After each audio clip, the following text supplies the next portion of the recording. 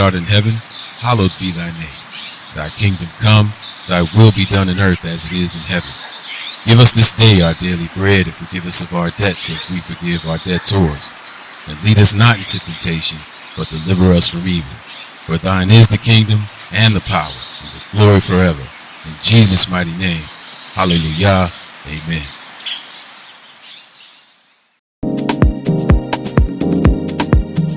Disclaimer.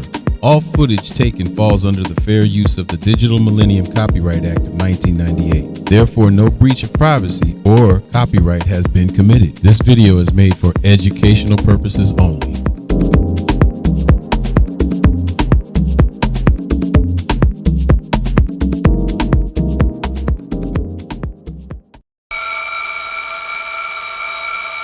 Time to wake up.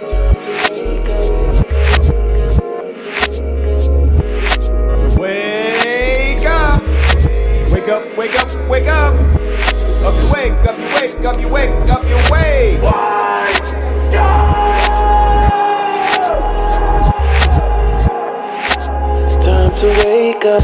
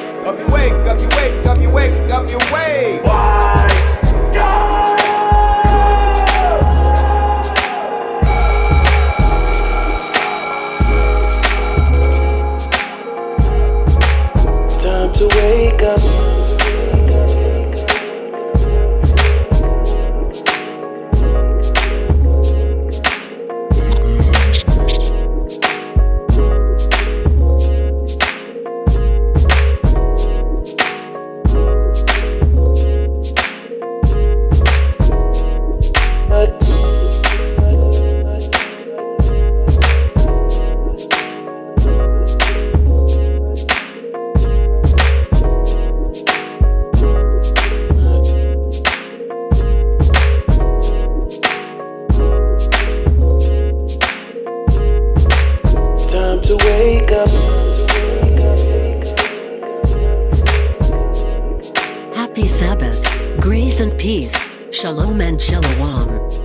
All praises and glory to the Most High God of Abraham, Isaac, and Jacob, in the mighty name of Jesus. Welcome to the Wake Up Show. Please like, share, and subscribe. And now for your host, Brother AzzaKFingers. Good morning, everybody. Happy Sabbath in the mighty name of Jesus. All glory to the Father in the mighty name of Jesus, who's blessed forevermore.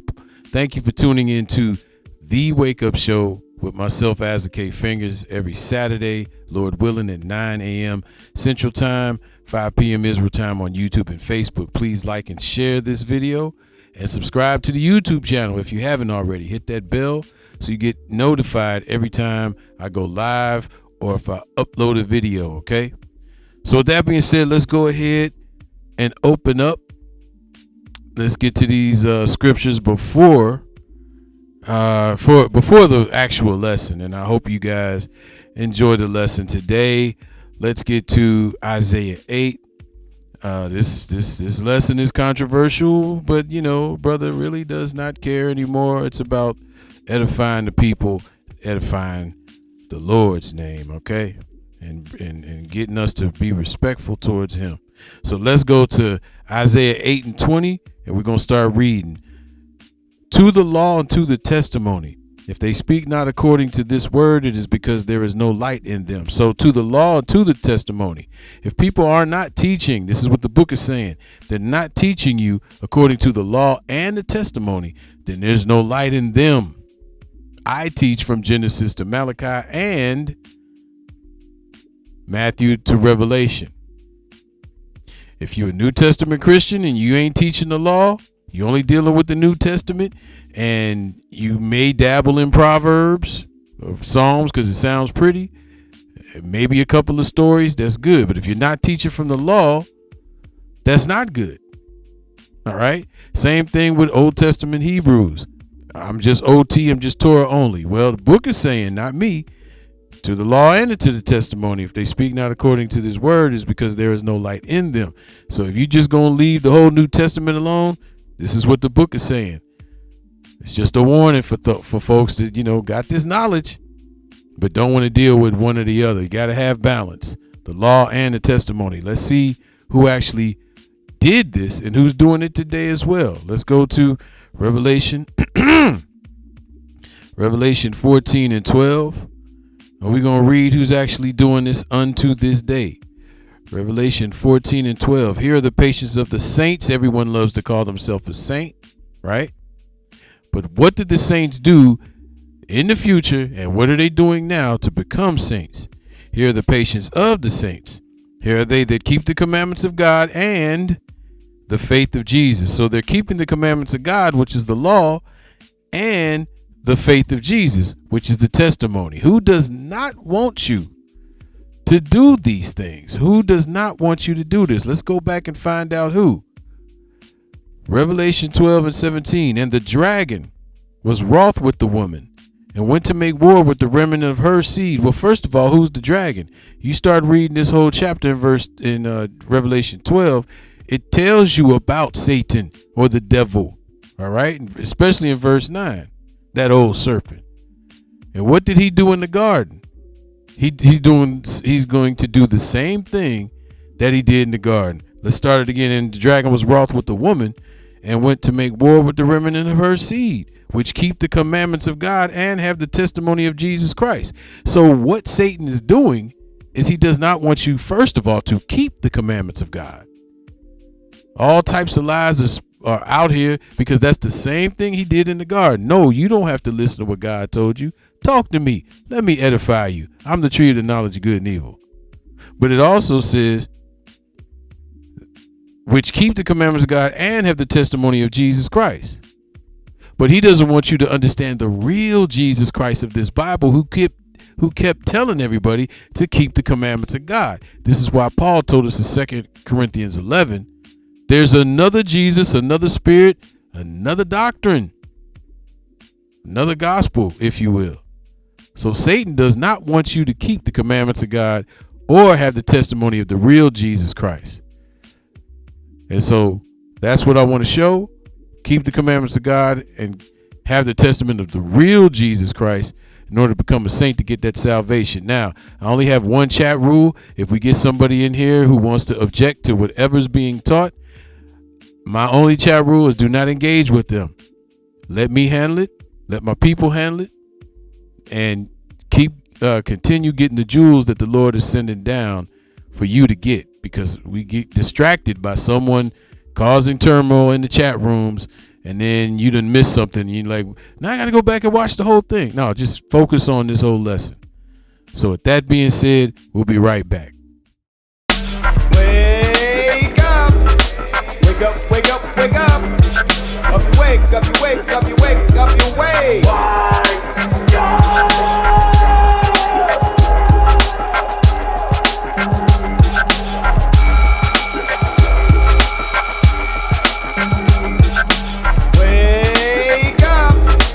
Wake up, wake up, wake up! Up you wake, up you wake, up you wake, up you wake!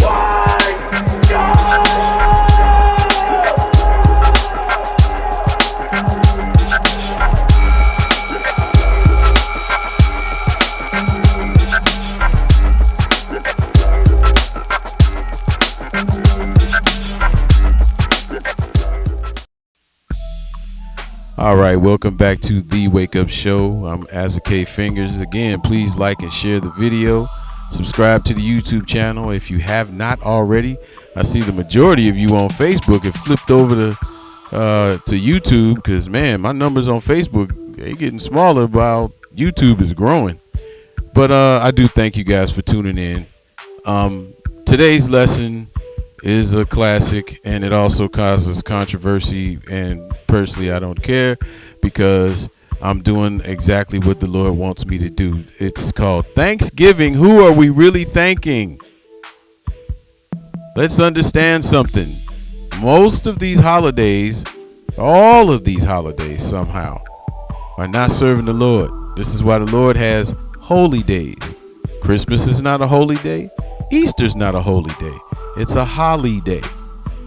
And as we know from our research from history books, not from the Bible, that Christmas and Easter both serve other god and goddesses. So when it comes to Christmas,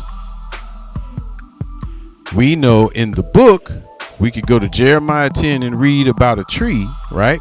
But when it comes to learning about all the gods or the god, the rebirth of the sun and everything when it comes to that God, we can't read it out the Bible. Let's just face it and be truthful. We cannot read it out the Bible. When it comes to Easter, we cannot read that out the Bible either.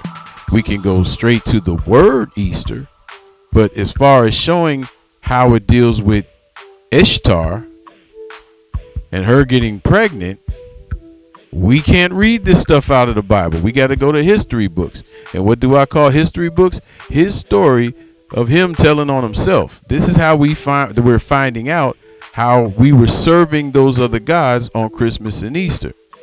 Same thing when it comes to New Year's, serving another god. We found out through history books, right? Same thing with St. Valentine's Day, through history books. Well, same thing happens with some other holidays. And we're going to particularly find out through history books and imaging that Thanksgiving is also serving another goddess. That's why I call it the most disguised holiday out of all of them. Most people think Thanksgiving just started in America and Canada. No, it's been going on around the world. It's just that's what it was called here in the Americas. All right. So with that being said, let's go ahead to this video I would like to play so people can understand the history that we've been taught when it comes to Thanksgiving. Be right back. In North America, you'll notice the leaves are changing color. Pumpkin spice lattes are back, and Charlie Brown is playing on TV. That must mean it's time for Thanksgiving, with family, friends, and loads of turkey. Even if you're not an American, you've probably heard of the holiday. But the image of pacifist settlers singing Kumbaya alongside the natives is all wrong. The story begins on a cold pier in England in August of 1620, when 120 men, women, and children stepped onto two English merchant ships in Southampton Harbor bound for the Americas. Both vessels seemed to be held together by spit and prayers. The Speedwell was so old it had fought against the Spanish Armada in 1588, and the Mayflower was such an ungainly transport ship that it could barely sail into the wind. And since the North Atlantic in the fall and winter is nothing but westerly winds, it was the absolute worst ship to try and attempt a crossing with. But somehow the Mayflower had made it to the Americas twice before, even if it had taken twice as long as normal. Luckily, these would-be colonists were determined. They had to be. They were Brownists, religious dissenters from the Anglican Church of England. You see, the Brownist beliefs were relatively simple. The first, that only the word of the Holy Bible was infallible. The second, that individual churches and their local communities should have more say and autonomy in the goings-on of the church. Both these beliefs were aimed at jettisoning the corrupt power structure of the old Catholicism. That didn't happen. As the new church started looking more Catholic by the day, the Brownists bought themselves a printing press and began passing out leaflets that opposed it, which led to the Brownists becoming intimately familiar with the inside of London's prison system. They got such a bad rap that Shakespeare even mentions them in one of his plays, Twelfth Night, where he says, "I had as gladly be a Brownist as a politician." Not exactly a flattering comparison. So the Pilgrims decided to risk it all as a startup colony in the Americas, creaky boat and all.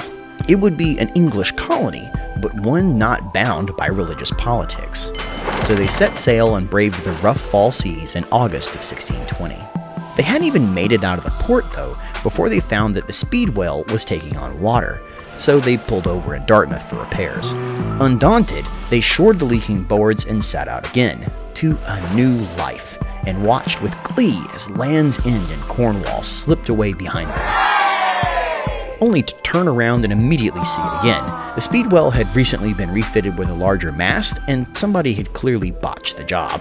The ship was going nowhere, so 20 people agreed to stay behind and bring more of their congregation with them the next year, and 102 crammed onto the already overloaded Mayflower, finally leaving again on the 6th of September. Or maybe it was the 16th, no one's actually sure, the calendars in that period are a bit wonky. Their trip was mercifully dull after recent events, but halfway across the ocean, the Pilgrims' good luck set back in again. A storm and strong winds hit. In the middle of the storm, a deep snap echoed through the ship. A main beam had cracked. So they pulled a spare from the hold and tried to reinforce it, but the buckling was so severe that it wouldn't stay in place. That meant it was time to turn around and go back to England. Again. The delays had already exhausted all the Pilgrims' money, and for them, that wasn't an option. So they decided to try something else first. They had brought a great iron screw with them as cargo, likely a piece of the exact printing press that had gotten them kicked out of England in the first place, and used that to raise the new beam into place. Somehow, it held long enough to get them across the Atlantic.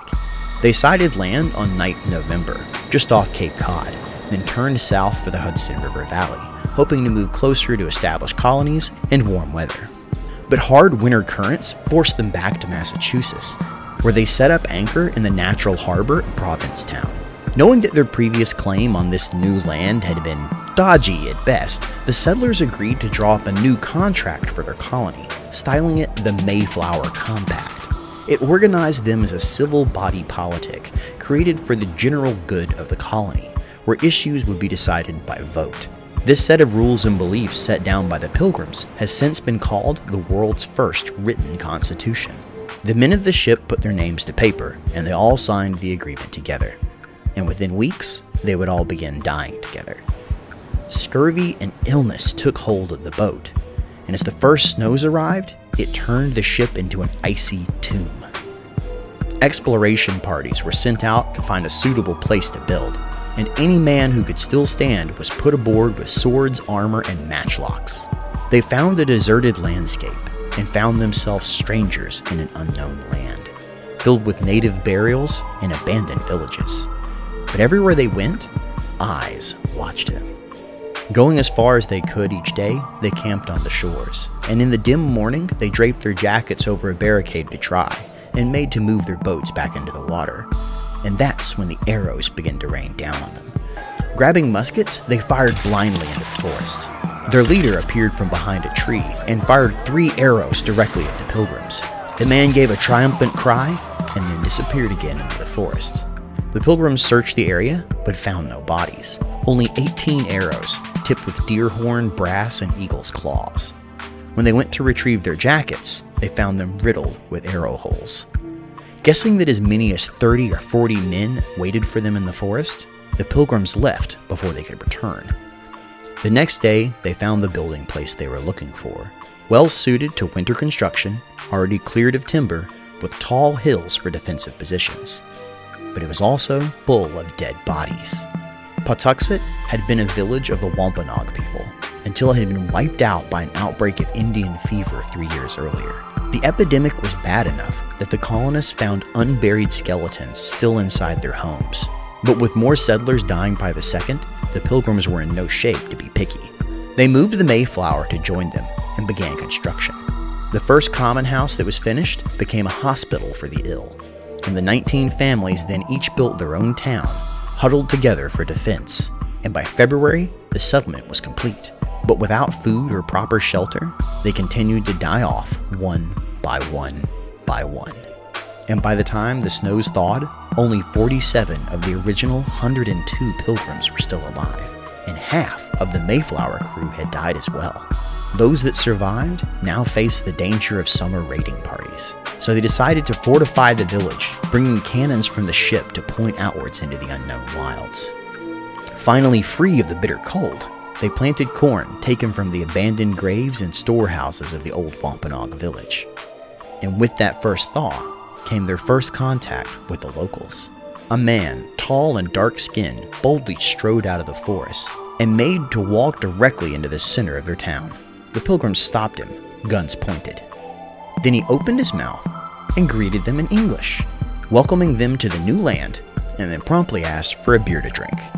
He was Samoset of the eastern Abenaki, who'd spent years trading tales and supplies with English fishermen who passed through the area. And as he swapped stories over his acquired taste for English delicacies, he warned that not every tribe would be as friendly as his, but they could get little more out of him as his English was broken at best. The next week, Samoset returned with a new man, Tisquantum, known today as Squanto, who spoke fluent English. He was the last survivor of the Patuxet tribe, the very land the pilgrims now inhabited, who had been taken by slavers as a boy and had lived in Spain and England before escaping back home again, only to find his own people had been wiped out by disease. He had been taken captive, a useful tool to deal with the continuing English encroachment.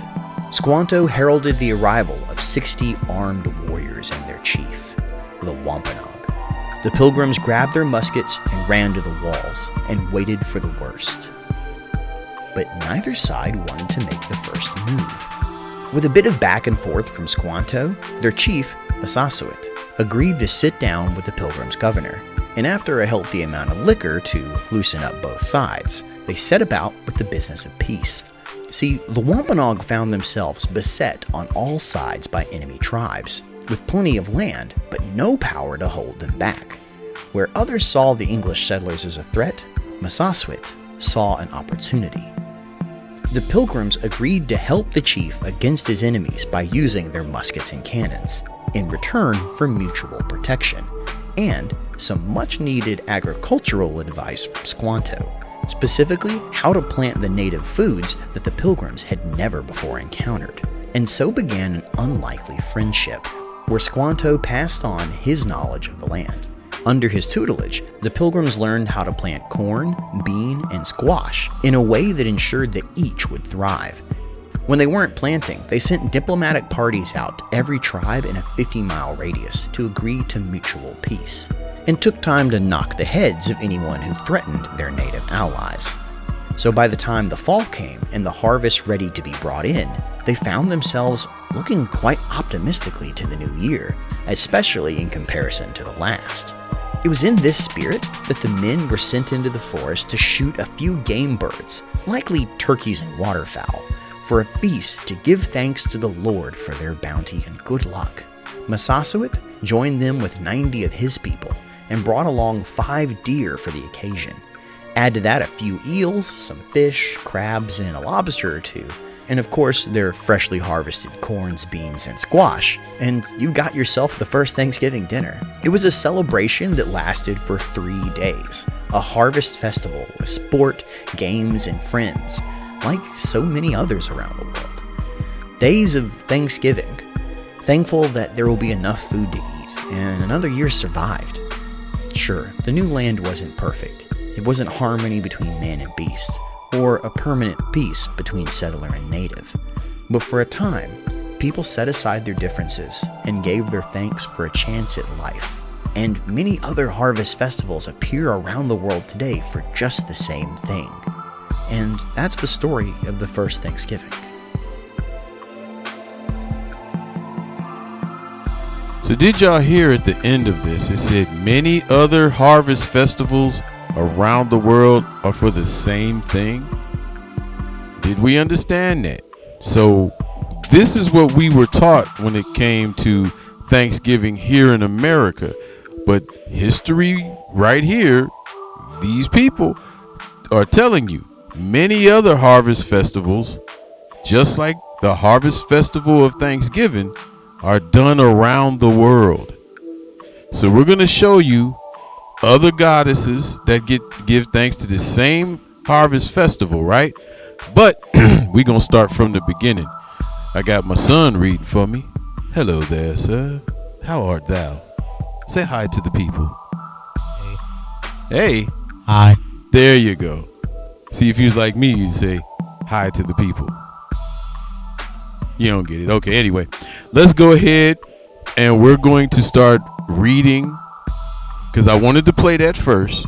I wanted to show people the story that we got here in America, right? But remember at the end, it said many other harvest festivals around the world are doing the same exact thing. So, with that being said, let's go ahead and start with what we're supposed to be doing. All right? Go ahead and start reading, son. And God spake all these words, saying, I am the Lord thy God, which have brought thee out of the land of Egypt, out of the house of bondage. Thou shalt have no other gods before me. You shall have no other gods before him. So that's what we're going to focus on throughout this whole lesson. Not to have any gods before our God, who is the Most High, who is Christ as well. Keep reading. Thou shalt not make unto thee any graven image or any likeness, anything that is in the heaven above, or is that in the earth beneath, or is that in the water under the earth. Keep on reading. Thou shalt not bow down thyself to them, nor serve them, for I, the Lord thy God, am a jealous God, visiting the iniquities of the father, the children, upon the children. Go ahead. Upon the children unto the third and fourth generation of them that hate me. So we know that God is a jealous God. He's telling us also, don't have any images, no graven images, right? But we're going to deal with an image when it comes to Thanksgiving, because and it's not being bowed down to, but it's still an image because it represents another goddess. But he also said that he is a jealous God, and he's going to visit the iniquity of the fathers upon the third and fourth generation of them that hate him. All right. But what is he going to do for those that turn around, repent, and love him again? Go ahead. Verse 6. And shewing mercy unto them, unto thousands of them that love me and keep my commandments. All right. So he's going to show mercy. Go ahead. Let's go to Matthew 22. All right. So let's go to Matthew 22. He is showing mercy unto them that love him and keep his commandments. And that's what we're doing now. He's showing mercy unto us, and he's letting us see, because knowledge shall increase.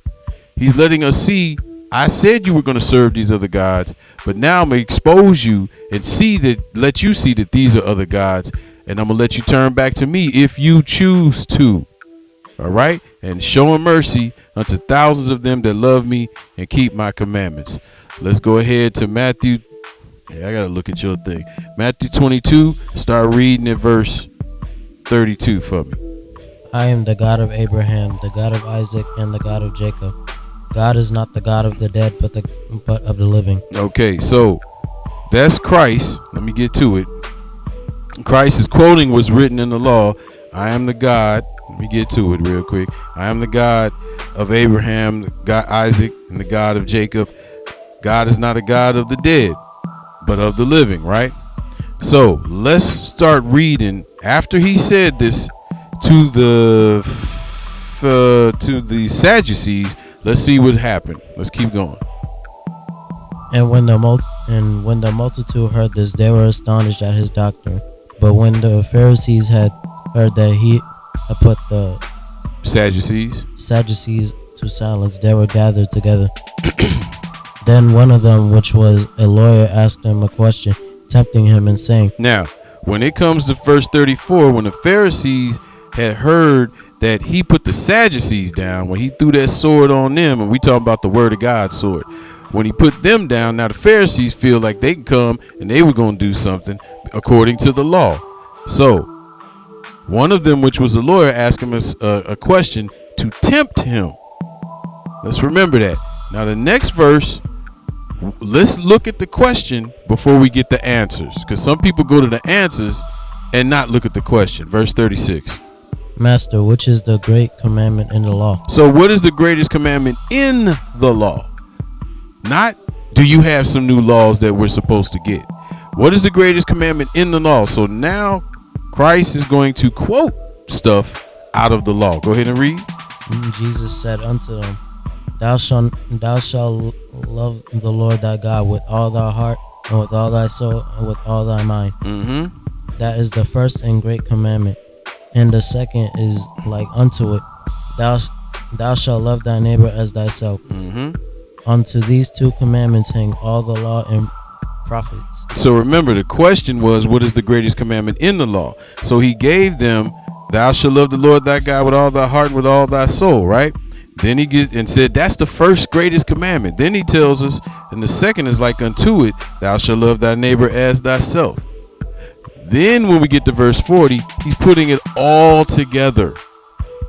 That's what the greatest commandment in the law is. These two that hang on all the law. Let's go to one of them. Deuteronomy 10. Let's go to one of these commandments. And yeah, Deuteronomy 10. Because we just want to kill this whole thing that Christ came up with his own commandments. He came and he really just tightened them up even further. All right. So Deuteronomy 10, start reading at verse 12. And now Israel, what doth the Lord thy God require of thee, but to fear the Lord thy God, to walk in all his ways, and to love him, and to serve the Lord thy God with all thy heart and with all thy soul. Isn't that the first and greatest commandment? Isn't that what Christ told those Pharisees? He was quoting right from out of the law. They asked him, what is the greatest commandment in the law? He just told them, this is the greatest commandment. And then the second is like unto it. Keep on reading. To keep the commandments of the Lord and his statutes, which I command thee this day for thy good. Behold, the heaven and the heaven of heavens is the Lord thy God. The earth also with all therein is. Right. So now we know what the greatest commandment in the law is. He quoted it out of right here. And if you also go to Leviticus 19, I think it is, how to love your neighbor as thyself, that's in the law too. Let's go to Matthew 15. But what we're focusing on is how to love God. That's the main focus that we're talking about. Let's go to Matthew 15, and we're going to start reading verses 1 through 9. Go ahead when you get it. Then came to Jesus scribes and Pharisees which were of Jerusalem, saying, Why do the disciples transgress the tradition of the elders? For they wash not their hands when they eat bread. Now remember, that's the tradition of the elders. I can't read that nowhere in the Bible, the tradition of God. But go ahead. I mean, we need to do that anyway, just to keep clean. But go ahead and read. But he answered unto them, saying, Why do ye also transgress the commandment of God by your tradition? So why are you transgressing the commandment of God by your traditions? Because they came to him with the traditions of men. Go ahead.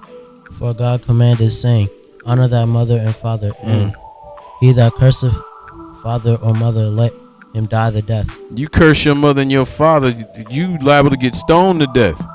Back then they did that. These days, as I showed in another lesson, sometimes these bullets be hitting these kids for a reason. Them are little stones too, but let's keep going. But ye say, whosoever shall say to his mother or his father, It is a gift by whatsoever thou mightest be profited by me. So, some people apply this with Mother's and Father's Day. You don't deal with your parents all year, but then when these days come up, you want to show the world, I love my mama, I love my daddy. So I'm just saying, that's another lesson, another time. Keep reading, verse 6. And honor not his father or his mother, he shall be free. Thus have ye made the commandment of God of none effect by your tradition. So the commandment of God says to honor your mother and your father all the time. Not wait to a certain time or their birthday to really honor them. All right, that's what the book is saying. But your tradition is saying you ain't got to do it like that. This is what Christ is saying. Keep reading. Ye hypocrites, well did Isaiah prophesy Prophesy. of you, saying, Mm-hmm. This people draweth nigh unto me with their mouth, and honoreth me with their lips, but their heart is far from me. So they're saying things and honoring the Lord with their mouth, but they're not doing what he's saying. This is the main reason why Christ kept calling the Pharisees hypocrites. Because why? He was telling them, you tell everybody to keep the law, but you're not doing it yourself. He knew this. All the other people around didn't know this. They thought they were keeping the law too because they taught it. So the question is, hey, could you be a Pharisee too? Could I be a Pharisee? Because I'm teaching everybody the law, but I ain't doing it myself. Christ is the only one that knows, right? And then remember, he also told the people to make sure that your righteousness, do what the Pharisees telling you, because they're telling you the right thing to do. But your righteousness has to exceed them. It has to exceed them. Because they're telling you to keep the law, but they're not keeping it. Because they're doing the traditions of men. Keep on reading. Verse 9. But in vain they do worship me, for teaching for doctrines the commandment of men. So they're teaching the doctrines, the commandments of men. So they are telling you the commandments of God. Let's go here to Exodus 32. They are telling you the commandments of God, but they're also keeping their own traditions. And some of them traditions is going against the commandments of God. Let's go to Exodus, 32. And we're going to find out about a tradition that went against the commandments of God. When you get it, go ahead and read for me. And when the people saw that Moses delayed to come down of the mount, the people gathered themselves unto Aaron and said unto him, Make us gods which shall go before us, and as for this Moses, the man that brought us out of Egypt, we want not what is become of him. Keep reading. And Aaron said unto them, Break off the golden earrings which are in the ears of your wives, of your sons, and of your daughters, and bring them unto me. So, matter of fact, keep on reading. Go ahead. And all the people break off the golden earrings which were in their ears, and brought them unto Aaron. And he received them at their hand, fashioned it with a graving tool. After he made a molten calf, and they said, These be thy gods, O Israel, which brought thee out of the land of Egypt. So they made a molten calf and said, These be thy gods. Isn't this the first and second commandment? We just got finished reading that. Notice Aaron is the one who told them to do this. The commandment of God says not to do this, but a commandment of a man said to do this, and all the people followed. Keep reading. Go ahead.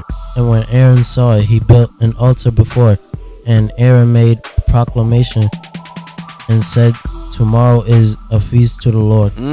So after he saw what he built, now he built an altar before it, and he declared tomorrow's the feast of the Lord. But the Lord said, don't make any graven images. Don't have no other gods before me. You can't take this image and say this is from the Lord. That's the commandment of men. Keep reading. And they rose up early on the morrow, and offered burnt offerings, and brought peace offerings. And the people sat down to eat and to drink, and rose up to play. Keep reading. And the Lord said unto Moses, Go get thee down, for that people which thou brought us out of the land of Egypt have corrupt themselves. Notice it said that it says, and the Lord said unto Moses, Go thee down for thy people which thou broughtest out of the land of Egypt. Remember, the Lord said, I'm the one that brought you out in the commandments. But with this problem right here, Moses, you brought him out. Somebody's upset. Somebody's jealous, right? But he also said, have corrupted themselves. That's the traditions of men. Because man is the one who will corrupt himself. And it started with us. It's really been going on from the beginning, because that's what happened before the flood. But he said, these are the statutes and ordinances and laws I want you to keep. But then as soon as we got out, what did we do? We started doing what we wanted to do. Keep reading. Verse 8. They have turned aside quickly out of the way which I commanded them.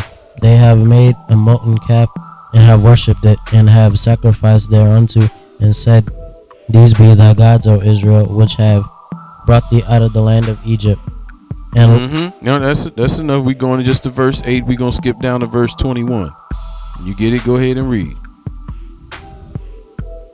Because now, again, they're saying, these are the guys that brought us up out of Egypt. They forgot all about Christ. Go ahead. And Moses said unto Aaron, What did this people unto thee, that thou hast brought them a great sin upon them? And Aaron said, Let not the anger of my Lord wax hot, for thou knowest the people, that they are set on mischief. Now, if anybody want to talk about throwing somebody under the bus, here it is right here. Anybody want to talk about throwing somebody under the bus? Remember, Aaron is the one that told everybody to do this stuff. He's the one that built it. He's the one that made an altar. But then when Moses come back and there's hell to pay, man, the people, man, they the ones. It was them. Thou knowest the people. They are that they are set on mischief. Now that's you were wrong, but you gonna say it was them. It wasn't me. It was my fault. It was them. Keep on reading. Verse 23. For they said unto me, Make us gods which shall go before us. For as this Moses, the man that brought us up out of Egypt, we want not what is become of him. Now, for they said unto me, Make us gods which shall go before us. Now, him being the high priest, he should have, and this is what we gonna have to deal with in the future. He should have said, man, I ain't doing nothing like that. Did y'all hear what it said? He should have been telling the people, no, we not gonna go and do that. We gonna keep to what thus saith the Lord. And even if they killed him, he still is gonna come up in the first resurrection anyway.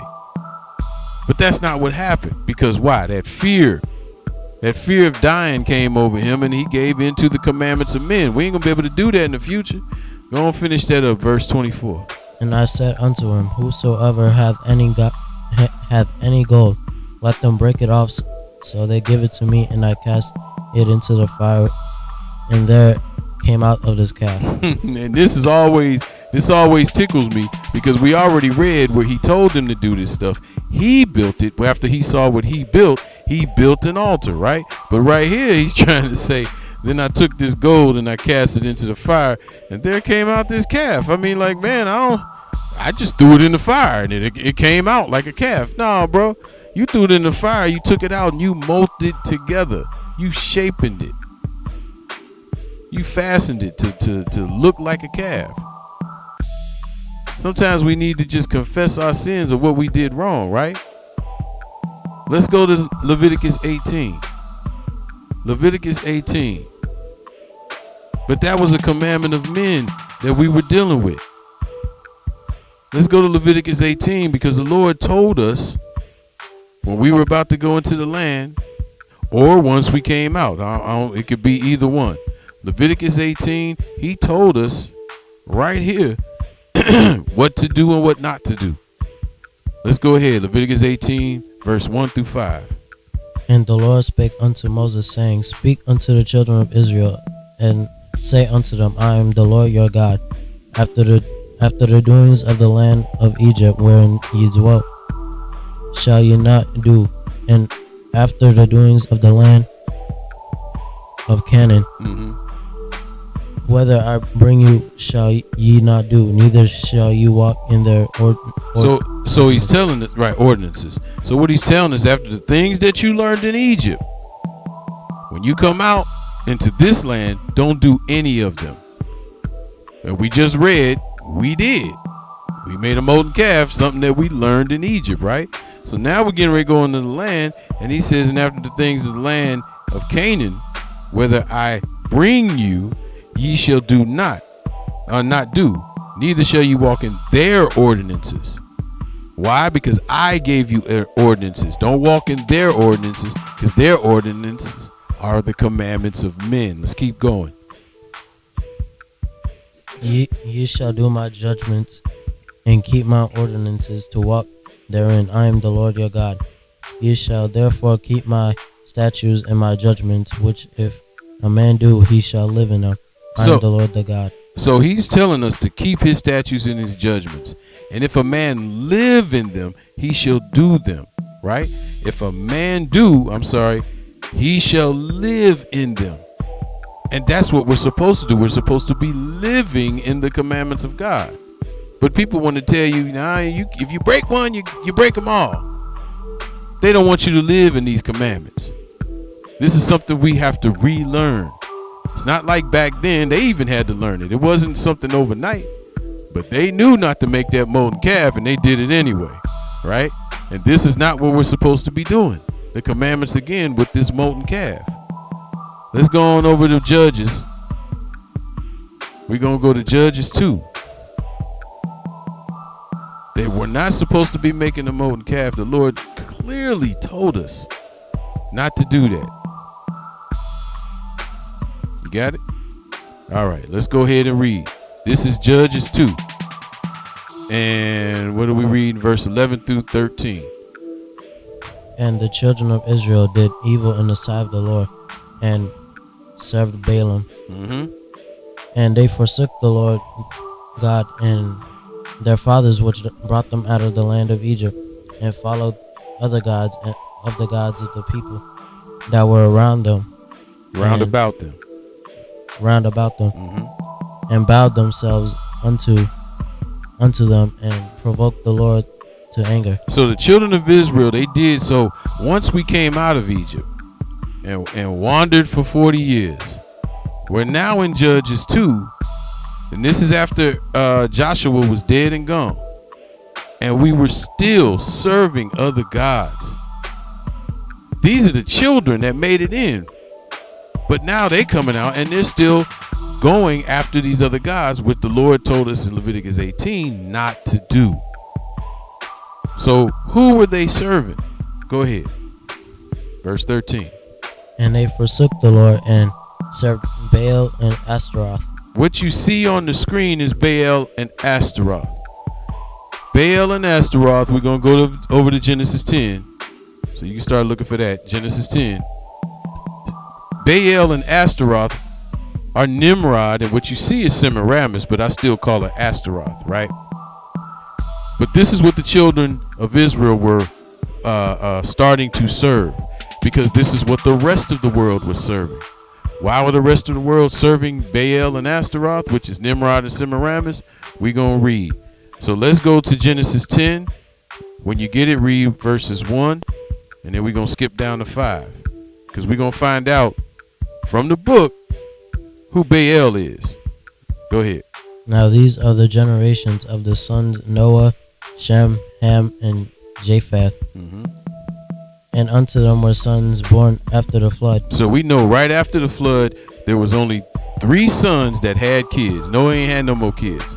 It was Shem, Ham, and Japheth, and they had sons after them. Now we're not going to read the next ones. That's all about the Gentiles. We're going straight to Nimrod. Start reading at verse 5. By these were the isles of the Gentiles divided into their land, everyone after his tongue, after their family, and in their nations. So if you read from verse 2 to right here, that's about the sons of Japheth. So let's start reading the sons of Ham and get straight to Nimrod. Go ahead. And the sons of Ham, Cush, and Mizraim, and Phut, and Canaan. And the sons of Cush, Seba, and Let me roll it, because I mess it up even worse. And you just starting reading these words. So Seba and Halia and Sapta and Rema and Saptika, and the sons of Rema, Sheba and Dedan. Start reading verse 8. And Cush begat Nimrod, and he began to be a mighty one in the earth. So Cush begat Nimrod, and he became a mighty one in the earth. He was getting so mighty that he became the first king of the earth, period. Go ahead and read. He was a mighty hunter before the Lord, who wherever it is said, even as Nimrod, the mighty hunter before the Lord. And the beginning of his kingdom in Babel, and Erech, and Akkad, and Calneh, and the land of Shinar. So we see here we got Semiramis and Nimrod. It's just an illustration, and they had a son which was Tammuz. Nimrod was not only Semiramis's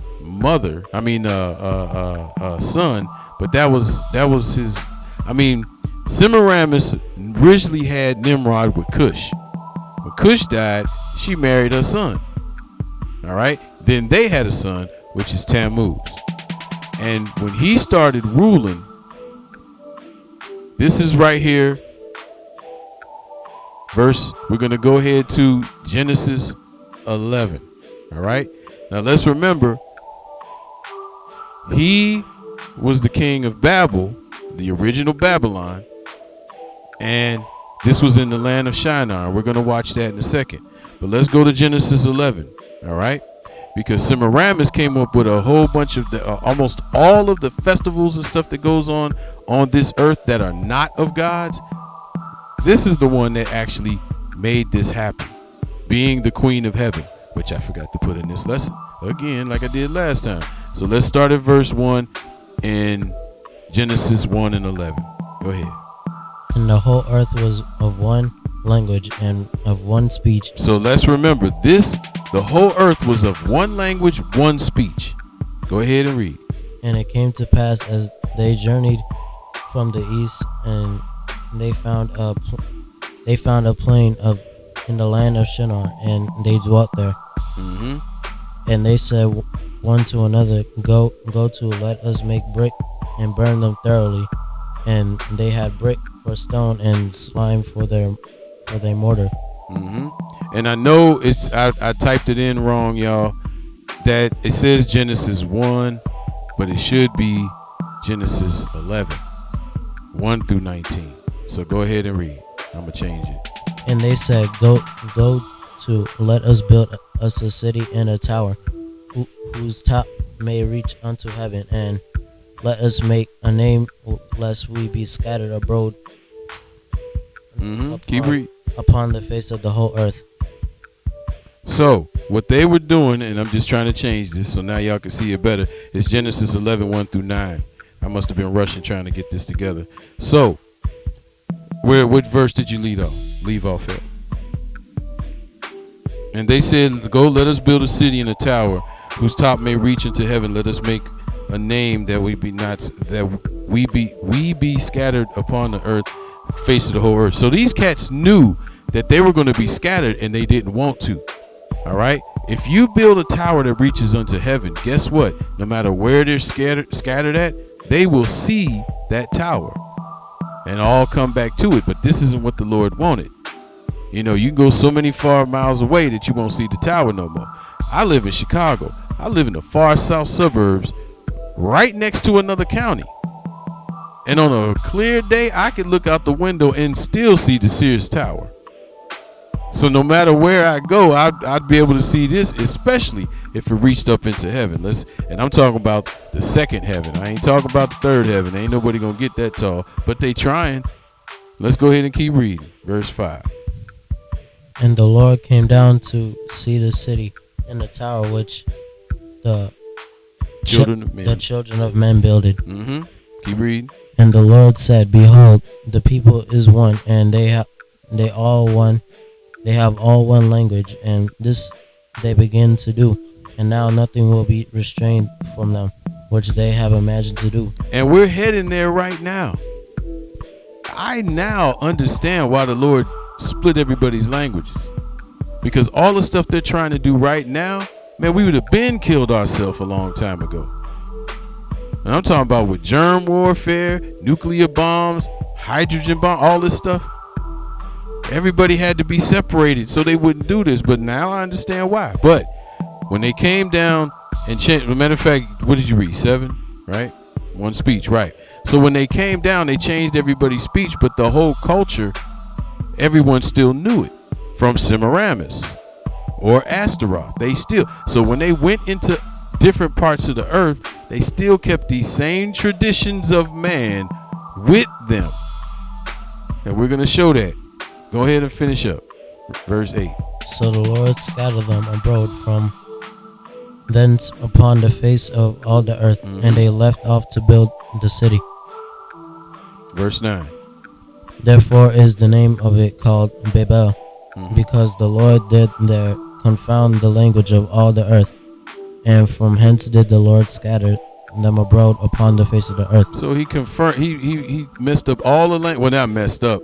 He confounded. Let me read what it actually says. He confounded the language of all the earth. And then they went and scattered abroad like they didn't want to. Lord's like, you gonna do what I say. So when they went around the earth, they took those same traditions. Let's go to Jeremiah 10. They took them same traditions around the world with them. Originally, this lesson was called All Roads Lead to Babylon, but I changed it to Who Are We Serving Now? We're going to read Genesis 10 because they all were taught what Semiramis taught them. You know, same thing with Christmas and Easter, right? And when their languages were confounded, they went separate ways, and they still kept these same traditions based off of what one woman said. And this is why the Lord tells us in Jeremiah 10 what he's about to tell us. Go ahead and read. Thus saith the Lord, learn not the way of the heathen, and be not dismayed at the signs of heaven. Let's go back to verse 1. Start at verse 1 for me. Hear ye the word which the Lord speaketh unto you, O house of Israel. So he's specifically talking to the house of Israel. And then what we were supposed to do exactly what the Lord is about to say, so the rest of the world will start changing. Let's see why. Now read verse 2.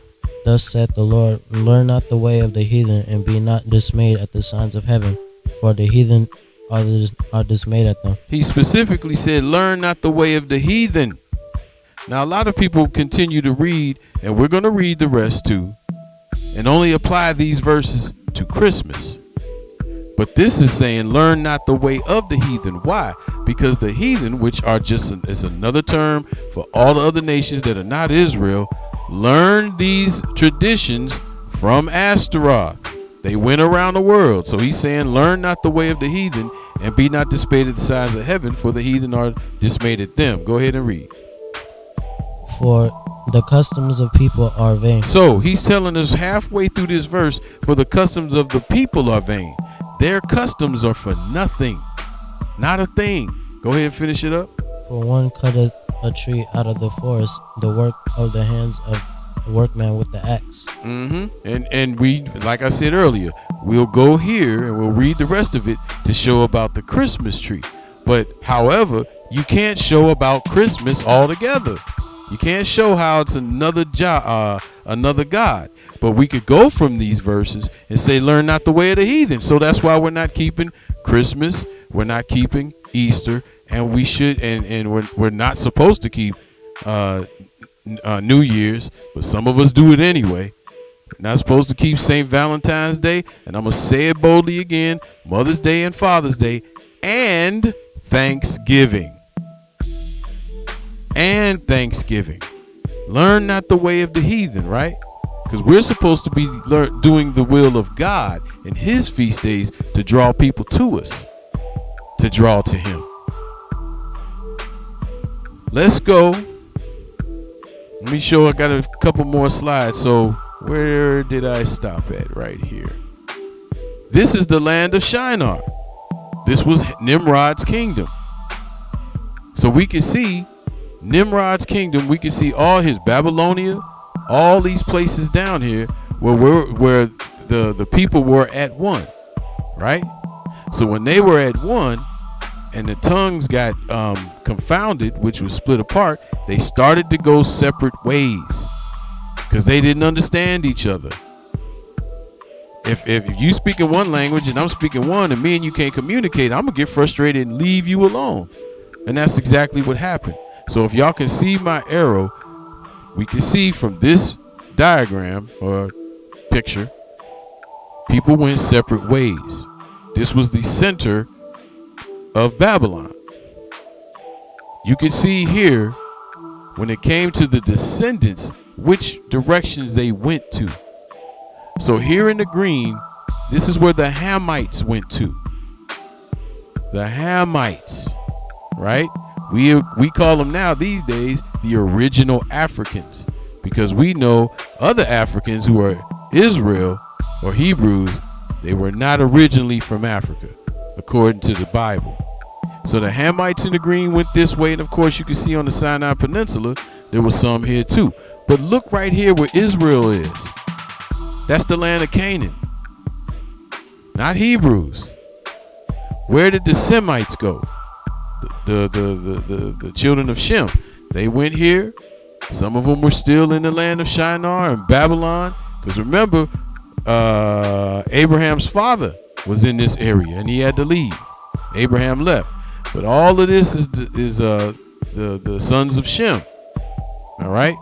Now what you see here in the red are the sons of Japheth, or Japheth, however you want to say it. And that is the direction that the Gentiles went into. The Gentiles went in this direction. Notice how they didn't just go towards Europe. They're also over here in Asia. Let's keep it going. Here's Babel again. And what we've been told and taught is that this is the way that the Gentiles went. We can see here again, they went, Hamites went down here, Semites went here, but the Gentiles went all over the place. Gog and Magog, right? Let's keep it going. Here's the migration. This is why it says, what is that? Isaiah 11? The Isles of the Gentiles. Well, let's look at the Isles of the Gentiles. So here again, this really shouldn't start here. It really should start here, because everybody started migrating out of Babylon. So the Hamites went into Africa. Notice how small they got Africa too. But the Hamites went into Africa. The gray area is where the Semites were. But the Gentiles went in, not in just to Europe. The Gentiles went into Asia as well. And they kept migrating. And they crossed the Bering Straits. Some brothers don't want us. No, that's not true. That's what we've been taught. Man, this is facts. They crossed the Bering Strait on ships or on ice, and they came into North America. And this is why Squanto was still looking a tad bit dark, but his hair was straight. Wasn't curly and nappy like... I know some people hate that word nappy, but it wasn't curly and nappy like the Hebrews and the original Hamites. It just wasn't. And they continued to go south into South America. All right. This is the migration of everybody around the world coming out of Babylon. And languages changed because, well, it didn't change, but most languages, it wasn't like Japheth people all spoke the same language. Their languages within their nations were different as well too, so they went separate ways. Same thing with the Hamites and the Semites. Not one group had one language. The Lord split them all up to scatter them around the world. Something they didn't want to do. That's why they were building the Tower of Babel. And then we just read this, so I know I got into the scripture so much I forgot. Thus saith the Lord, learn not the way of the heathen, and be not dismayed at the signs of heaven, for the heathen are dismayed at him. So he's telling us not to learn the way of the heathen. That's the rest of the world, who got one type of teaching, and when the languages separated, they went separate ways, but they still kept the teaching. And who taught them this? Astaroth. Who is Astaroth? We just got finished reading about Nimrod, and we know that his wife was Astaroth, the earth and moon goddess. All right, let's keep going. Let's read some. We're going to deal now with the earth mothers and goddesses around the world. Because remember, this festival isn't just America. So we got Inanna. All right. We're going with the Sumerians because we already know what it was with Babylon. But now we're getting with the Sumerians. And her name was, let me see, Inanna. Also Ishtar. All right. Oshun. Dominica. These were the Sumerians. This is the earth mother that they were dealing with because that was in their language, right? Here's a picture of Ishtar. Most of us have seen this. But this goes back to Semiramis or Ishtar. Well, Ishtar. Let me just keep saying Ishtar, right? Here's Ishtar again. All right, but remember when it came to the Sumerians, Inanna, Ishtar, Oshun, Dominica, Sumerians is what they call it. And I put parental guide is suggested. Oh, I'm just messing up words today. At the bottom of the screen so people can understand. But this is her as well. We all seen this one. And we're going to keep it moving. And as I look at the time, we're probably not going to have testimonies today. Because I don't want to do a part 2 to this. But this right here, now, we're dealing with Egypt now. And when it comes to Egypt, this is Isis, also known as Ira and Inin and Ina. This is the goddess of Egypt that points right back to Babylon. Notice up here, who's her head covering? The sun god. Ain't that something?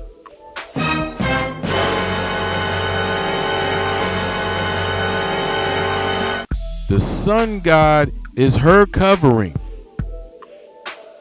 They knew about covering back then too.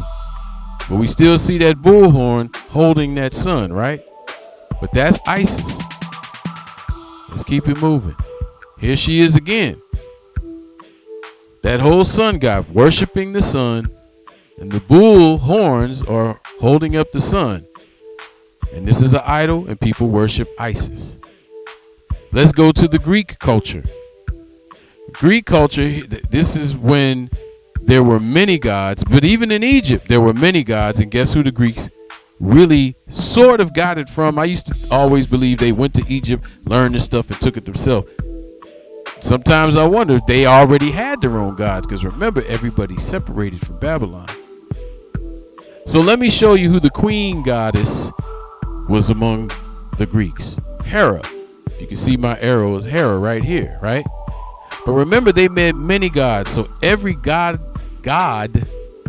was made for Nimrod, and every goddess that was made was for Semiramis or Astaroth, right? Baal and Astaroth. So we got a queen god here, but we also got Demeter. And I want you to take real close look at what Demeter is holding in her hand. Wheat, the harvest, and a sickle.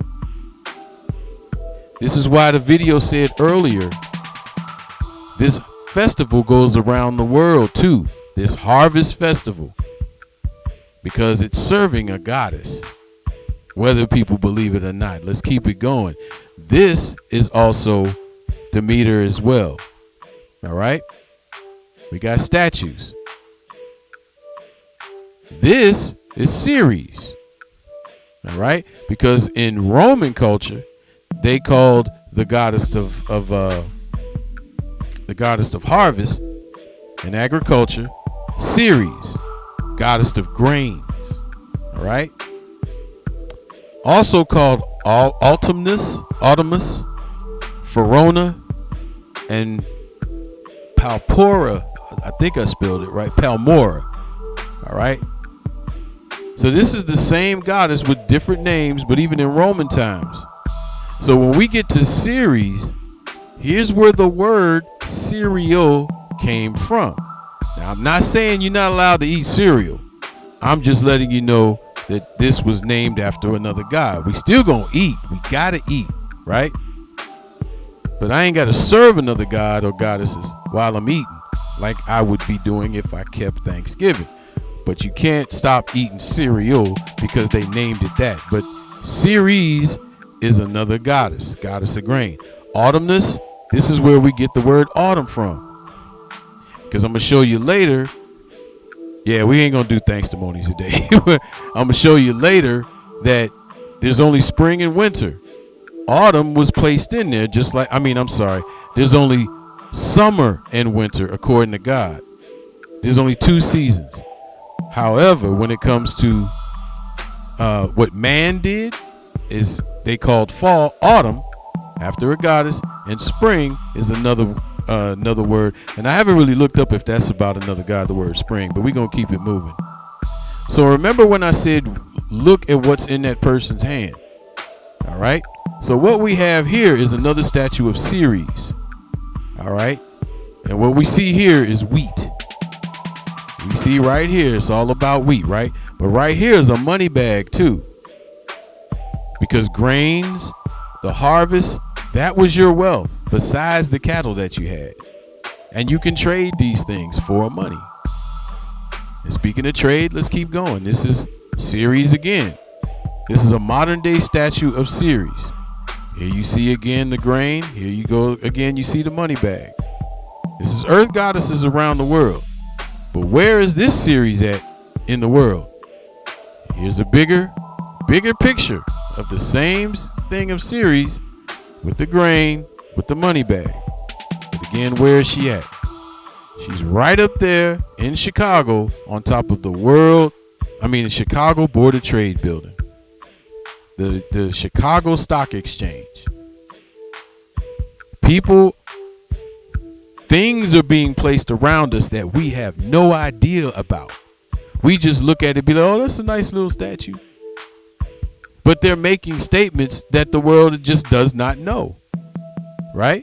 So on top of the Chicago Stock Exchange sits Ceres, the goddess of grain, the goddess of agriculture, money exchanging.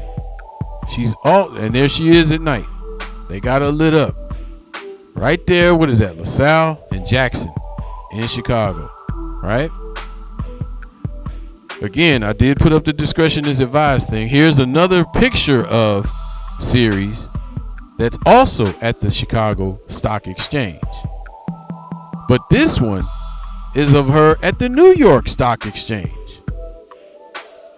See, a lot of symbolism, people, that gets placed around us, like I said, we have no clue. We just look at it and be like, oh, okay.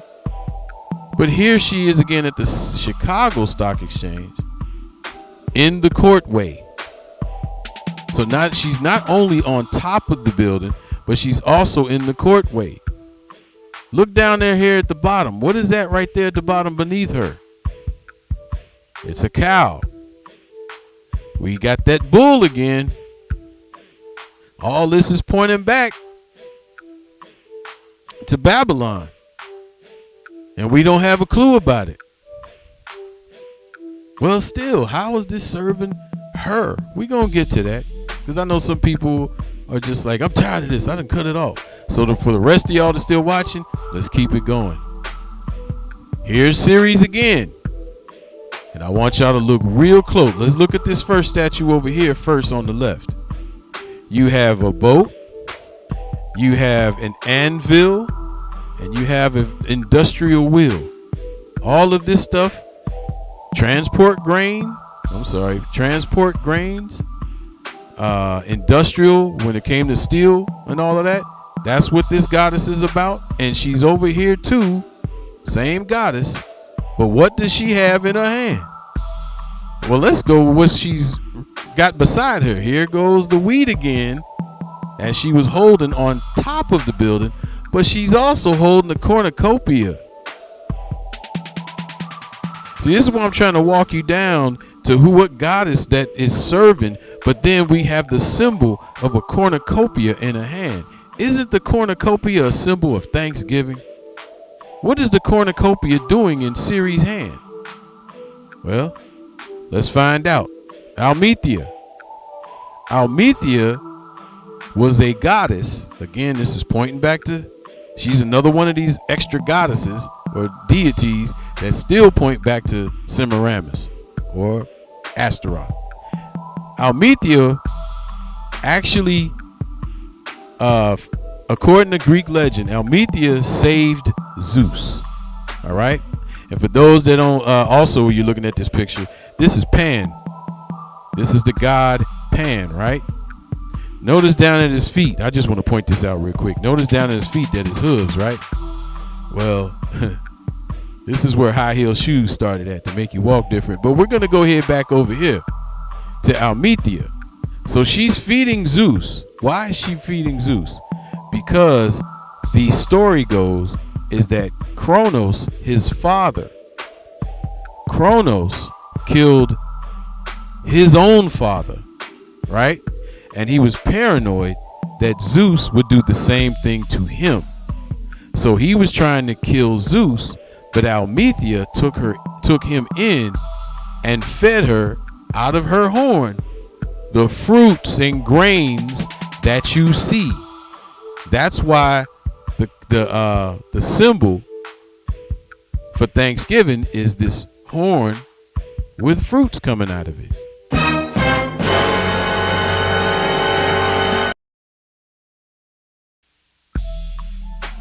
I used to put this up every year, and I want y'all to read it with me. Giving thanks to who? Now we look at it as Satan's horn, and I'm with brothers on that. You know why? Because it's about a goat again. Let me read to you what this says. Cornucopia is the most common symbol of a harvest festival. A horn-shaped container, and it is filled. I got to get closer. I'm sorry, y'all. And because I can't blow it up like I used to. It is filled with an abundance of the earth's harvest. It is also known as the horn of plenty. The traditional cornucopia was a curved goat's horn filled to the brim with fruits and grains. According to Greek legend, Amalthea, a goat, broke one of her horns and offered it to Greek god Zeus as a sign of reference. As a sign of reference, right? As a sign of gratitude, what did Zeus do? Zeus later set the goat's image in the sky, also known as Capricorn. So when people start calling themselves a Capricorn or an Aries or a Libra, they're serving they dealing with other guys. That's all I'm gonna say.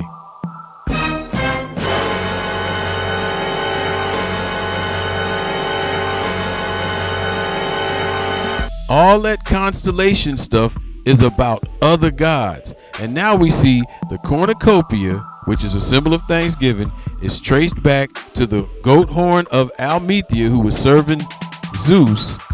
And Zeus turned around and said, I thank you for that. And so now I'm going to put your image in the sky under the constellation Capricorn. So we got to beware of all of this stuff, man. We got to be. At least I'm going to be. I ain't going to tell you what to do because some of y'all get upset over that. Here he go again. So this horn that we see right here, this is the whole symbol of Thanksgiving. This is the Almethea's horn, and this is the fruit and grains that came out to feed Zeus. But we use this here in America, and I probably would guess Canada too, as a symbol of Thanksgiving. This is how well disguised it is. Yeah. See that? Somebody's involved with this, but we're going to keep it moving. Let's get to the other ones. In England, she's known as Britannia by the Celtics. The Celtics or Celtics, either one. That's what the same goddess is known as. All right. Lammas is a harvest festival in Europe. Now, it's not during the month of November. Some of them are, but some of them are actually, I think, a month before the God's Feast of Tabernacles. All right. But it's still a harvest festival for the goddess Britannia. Even got a wreath on it, just like with Christmas. Right? Let's keep it moving. Notice a 5-point star in here. I'm just like, man, I'm started seeing different things. It's just like crazy, right? Because it's a world festival. All right. This is Freya. This is the Viking Norse goddess Freya. She's like the head queen goddess, like we were looking at earlier with Hera. But this is the Viking Norse goddess Freya.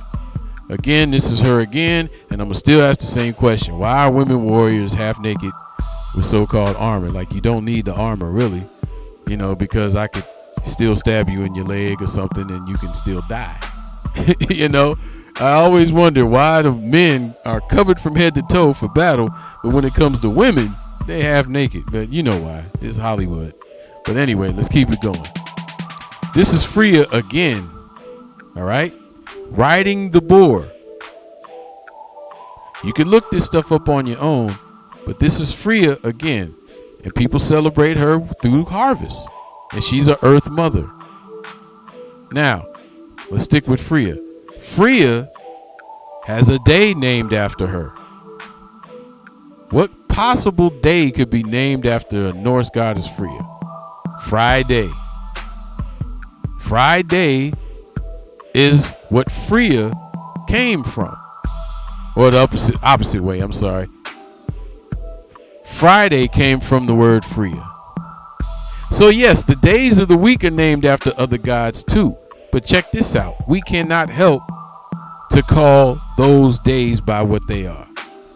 I dare you to go to, and the months too, because people like to hit me with that. Well, we can't say these guys' names according to what the books say. Watch that, bro.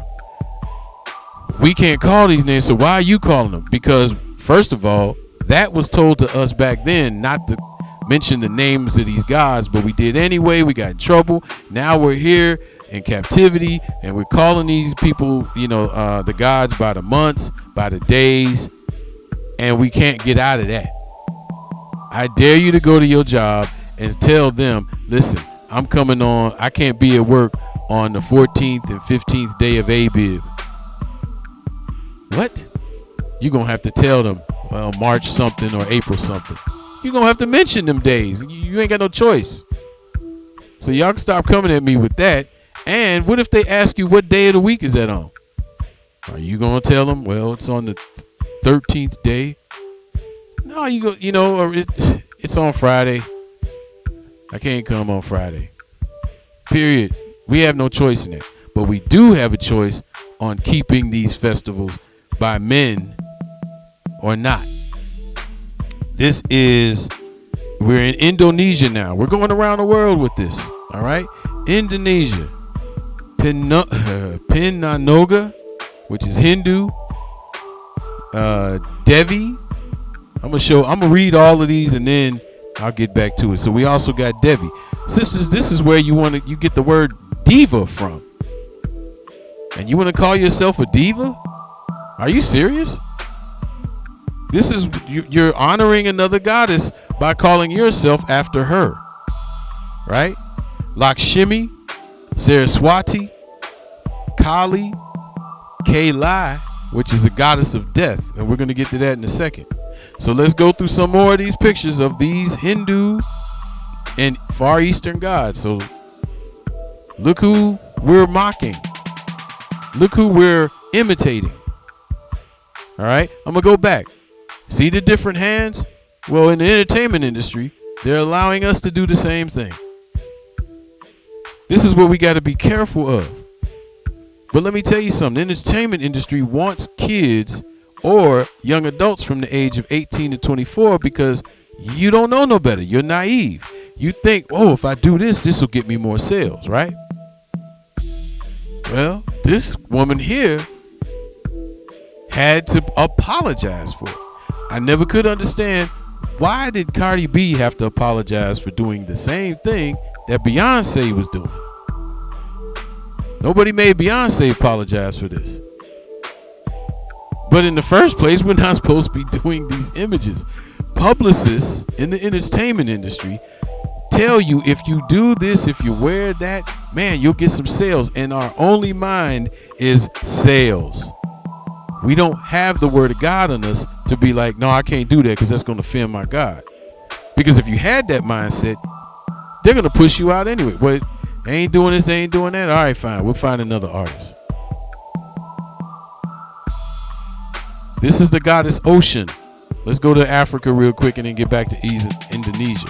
So she did this and was imitating the goddess Ocean. Well, who is Ocean? This is supposedly the black goddess.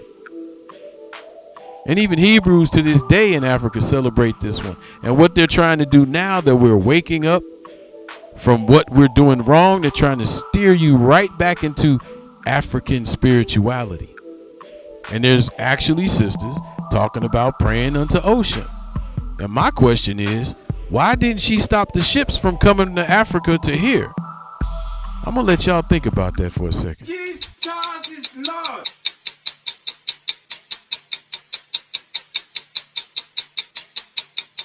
So again, if she's our goddess, when the Europeans came and took us away from boats, why didn't she steer the boats back to Africa with her waves? That's just a question I got. Because I can read in the book where the Lord said, I'm going to do this to you. But if she's real, why didn't she turn us back to Africa? Let's go back to Indonesia. So here, if I remember right, let me look and see. This would be Devi or Diva.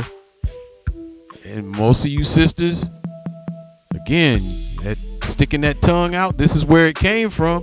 And when you get celebrities to do this stuff, now the children and everybody else are doing it and they don't think nothing's wrong with it. Imitating evilness. Here's Kayla. And Kayla, the goddess of death. Notice who she's killing. Men. Look at all of them. Look at the man at the bottom, the man right here. If you could barely see it, she cut off a man's head. There's an attitude that comes with this. I need my sisters. Love you. Check yourself, because you could be acting like Kaylee, goddess of death. This one, if I remember, this one is Japanese goddess named Hushi. All right. But what we're going to notice with this, besides these hands, is all this money. Isn't that what we were seeing when it came to Ceres? Ceres had a money bag in her hand. But a lot of times you kind of see these images when it comes to, we say go to the boat, casinos. All right, let's keep it moving. Now we're going to cross over that Bering Strait that I showed you. Because that was a Japanese god. And, we're going to cross over the Bering Strait right into North America. So this is what the natives called Corn Mother. All right, yeah, they had harvest festivals as well, too. It didn't stop nowhere. Everybody had them. So this is the Corn Mother, right? Here's another idol of the Corn Mother. Okay, let's keep it moving. Here's another idol of the Corn Mother. Here's a statue. It's in Oklahoma. I just forgot what city it's in. But this is a statue of the Corn Mother. We're going to get to the Corn Mother's name in a second. And here's a statue again of the Corn Mother that's somewhere in Oklahoma. But this is the Corn Mother's name, Silu. All right? And it's still being celebrated today. This is the goddess of harvest and grain. This is what the Native Americans was dealing with. While everybody else was dealing with their harvest gods, this is what they were dealing with. And let's look at the top of the book. All right? Because this is a cover. I can't blow it up. I'll read it for you. A book so wise and true, it might have been written by Selu herself. And perhaps it was. But guess who was the person who endorsed this book? Alice Walker, author of The Color Purple.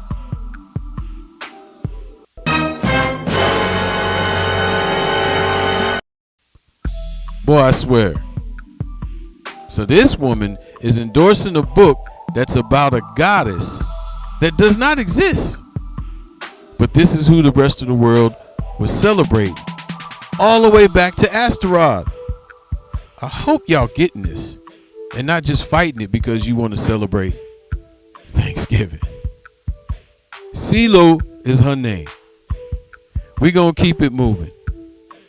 Going further and further south. Oh, also, CeeLo's name is also in Spanish, Santa Clara. Hope that rings a bell to some people that are Hispanic and looking at this lesson. But let's keep it moving. And let me see. The Aztecs. The Aztecs called her Chicomicota. Same grain, earth mother goddess, harvest festival idol. The Aztecs called her Chicomicota. She is again. And the Mayans and the Incas called her Pachamama. Everybody has a harvest festival, and everybody has a goddess who the harvest festival is for. All right, let's keep it moving. There's another one of Pachamama. This is an idol that was taken out of South America. This is a worldwide thing. Let's go to, okay, let me get this here. Let's go to Leviticus 23. You there, sir? Leviticus 23. So we just watched all the way around the world the same grain goddess or the same harvest goddess that people are celebrating on their harvest days, right? But that's not what the Lord told us to do. Let's go ahead and read Leviticus 23 and see what thus saith the Lord that we're supposed to do. The commandments of God versus the commandments of men. Go ahead and read it, bro. And the Lord spake unto Moses, saying, Speak unto the children of Israel, and say unto them concerning the feast of the Lord, which, go ahead. which ye shall proclaim to be a holy convocation, even these are my feasts. All right, so that should have been 1 and 2. I only put verse 1. But let's skip down to verse 33. Skip down to verse 33 because we're going to deal with the Lord's harvest festival that he presented. All right, verse 33. And the Lord spake unto Moses, saying, Speak unto the children of Israel, saying, The 15th day of this 7th month shall be the feast of tabernacles for 7 days unto the Lord. So remember, on the 7th month on God's calendar, on the 15th day of the month, let's keep this in mind because we're going somewhere with this. On the 15th day of God's 7th month, we're supposed to keep the Feast of Tabernacles, right? That was last month when we did that. Let's keep it going. Keep reading. On the first day shall be a holy convocation. Ye shall do no servile work therein. So on the first day, we're not supposed, now even on the 8th day too, but on the 7th day, the first day of the month, the first day, not the first day of the month, the 15th day is the first day of 7 days of tabernacles. All right, that's the harvest festival for the real God of Israel that's alive, right? So on the first day shall be a holy convocation. Ye shall do no servile work. So we're not supposed to go to work, but we do have to do work for the feast. Cook, clean, whatever. That's totally different from the regular Sabbath day when we're not supposed to do any work. This is a feast day, but you just don't do servile work, which means you go serve somebody else or you're serving someone else for money. Exchange. But remember, this is on the 7th month, on the 15th day of the 7th month, right? Let's go. Let me see. I can't see it. Oh, yeah, there is more. I'm sorry. Skip down to verse. Yeah, 39. Okay. I'm glad you can see it. Go ahead. Also in the 15th day of the 7th month, when ye have gathered in the fruit of the land, you shall keep a feast unto the Lord 7 days. On the first day shall be the Sabbath, and the 8th day shall be a Sabbath. Mm-hmm. And ye shall take you on the first day boughs of goodly trees, and branches of palm trees, and boughs of thick trees, and willows of the brook, and ye shall rejoice before the Lord your God 7 days. Keep going. And ye shall keep it a feast unto the Lord 7 days in the year. It shall be a statute forever in your generations. Ye shall celebrate it in the 7th month. Notice how this says forever in your generations. This wasn't something, oh, well, we can only do it in the land. He also said you got to do this everywhere you go. Forever in your generations. Forever, right? But this was all done on the 7th month, on the 15th day of the 7th month, right? So we read that. Let me see, what's the next one? So what I want to show out of this too. Let's go ahead to Genesis 8. I want to do a detour real quick, because I want to show people there's only two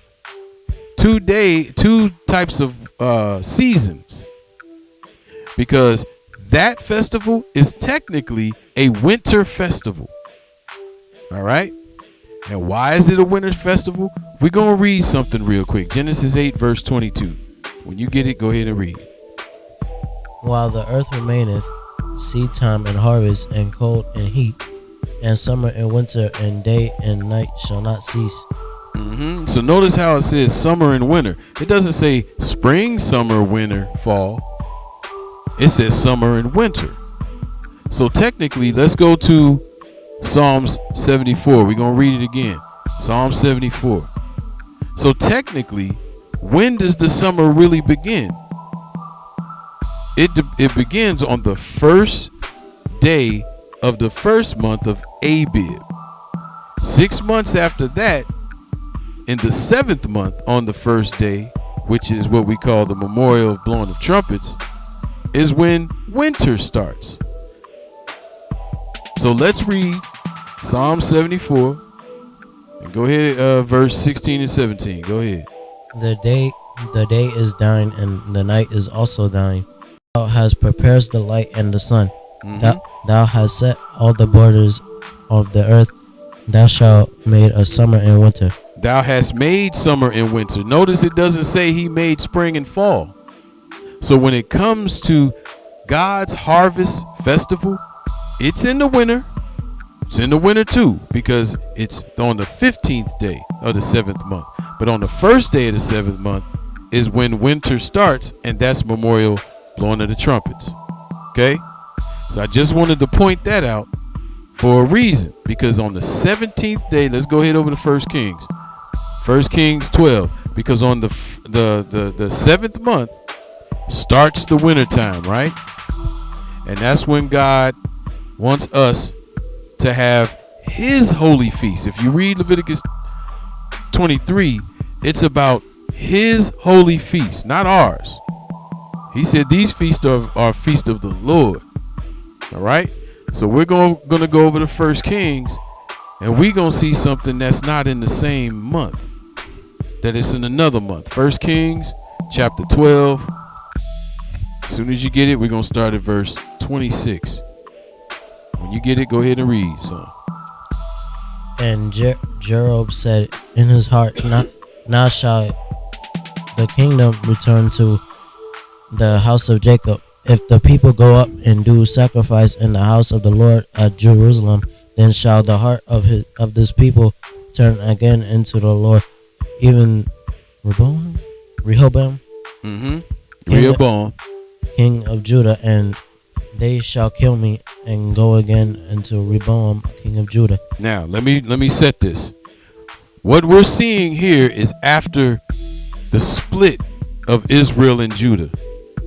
And this King Jeroboam, in his heart, now shall the kingdom return unto the house of David. He's scared that everyone's going to leave Israel's kingdom to go back to Judah's kingdom. And we're going to read the foolish thing that he did and when he did it. Go ahead and keep reading. Verse 28. Whereupon the king took took counsel and made 2 calves of gold. So he made 2 calves of gold. Isn't that the same thing that Aaron did? But now he's doing it when he should know better than this. Keep reading. And said unto them, It is too much for you to go up to Jerusalem. Behold thy gods, O Israel, which brought thee out of the land of Egypt. The same exact thing that Aaron did, being scared and afraid of the people. The same thing. You know what? That really does deserve a sip. I'm sorry.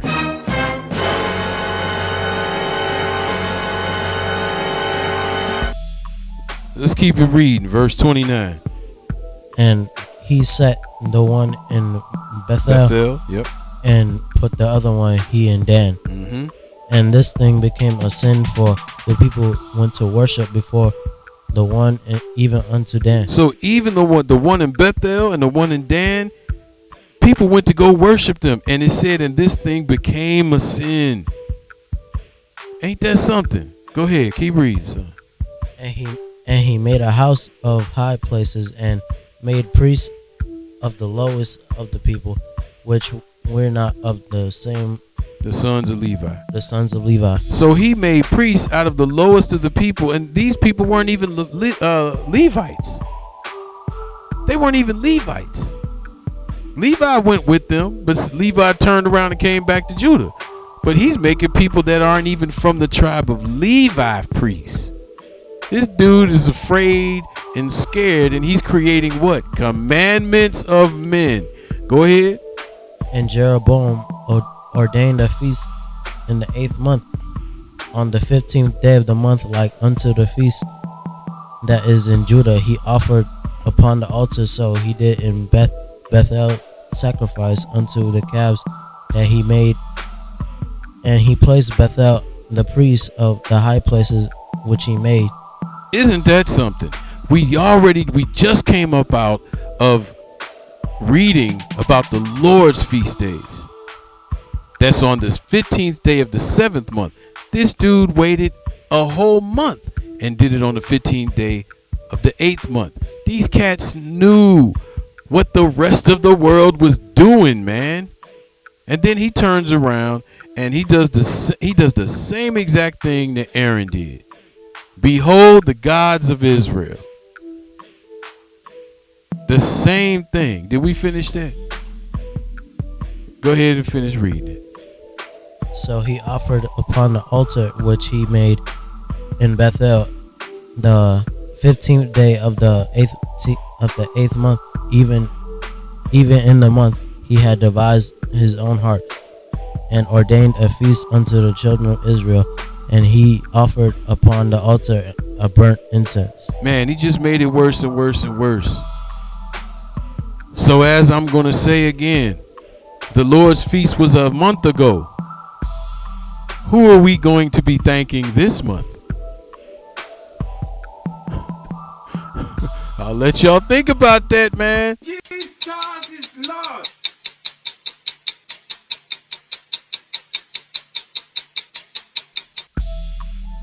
Let's go ahead and keep it moving. Let's go to Colossians. I don't know. Maybe we will have time for it. So let's go to Colossians 2. You got it? Colossians 2. And we're going to start reading at verse 16 and 17. Go ahead and start reading. Let no man therefore judge you in meat or in drink, or in respect of a holy day, or of the new moon, or of the Sabbath days. So, wait a minute. Paul is talking about the Lord's feast days, right? Let me see what the next picture is, because they starting to go away. Okay, yeah, we'll leave it here. He's saying to let no man give no respect of holy days. Hold on, let me get to it because I'm still trying to find it. Colossians 2 and verse 16. Here we go. Let no man therefore judge you in meat or in drink or in respect of holy day or of the new moon or of the Sabbath days. This is all Paul is talking to the people who knows the book. He's taught them.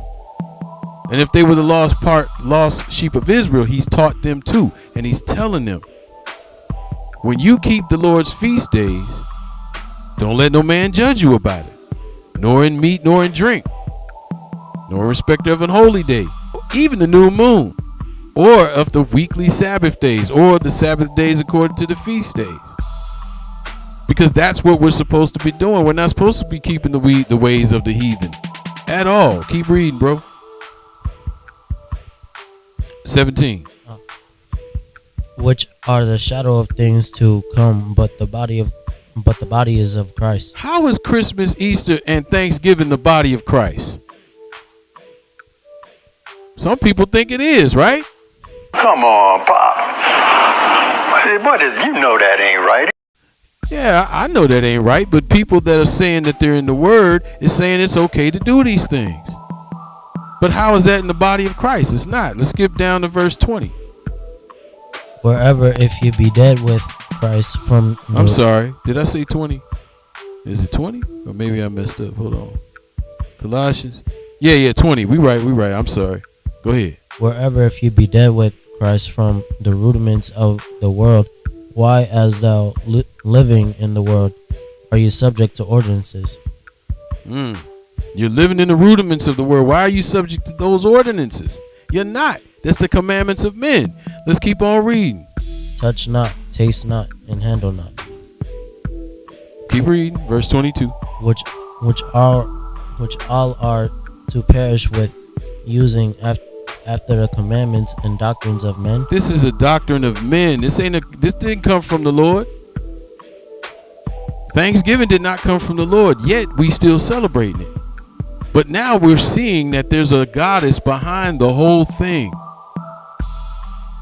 But some people still want to keep doing this. Let's keep it moving. Let's go. We finished it. Let's go to 1 Corinthians, because I want to get these scripts out the way before I play a couple of more videos. But you know what? We're not going to do that. We're going to do 1 Corinthians, but I'm going to go ahead and play this video because some people, again, say they don't celebrate it for another reason. It may not be that they don't celebrate it because of another goddess and stuff. They celebrate it for another reason because someone came in here and tried to destroy all the Indians. So let's go ahead and watch something on this.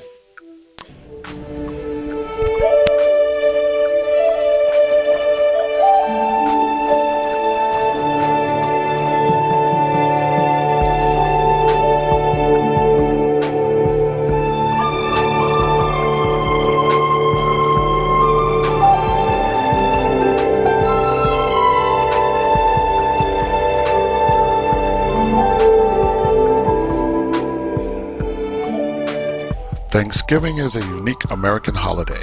And what comes to mind when you think of Thanksgiving?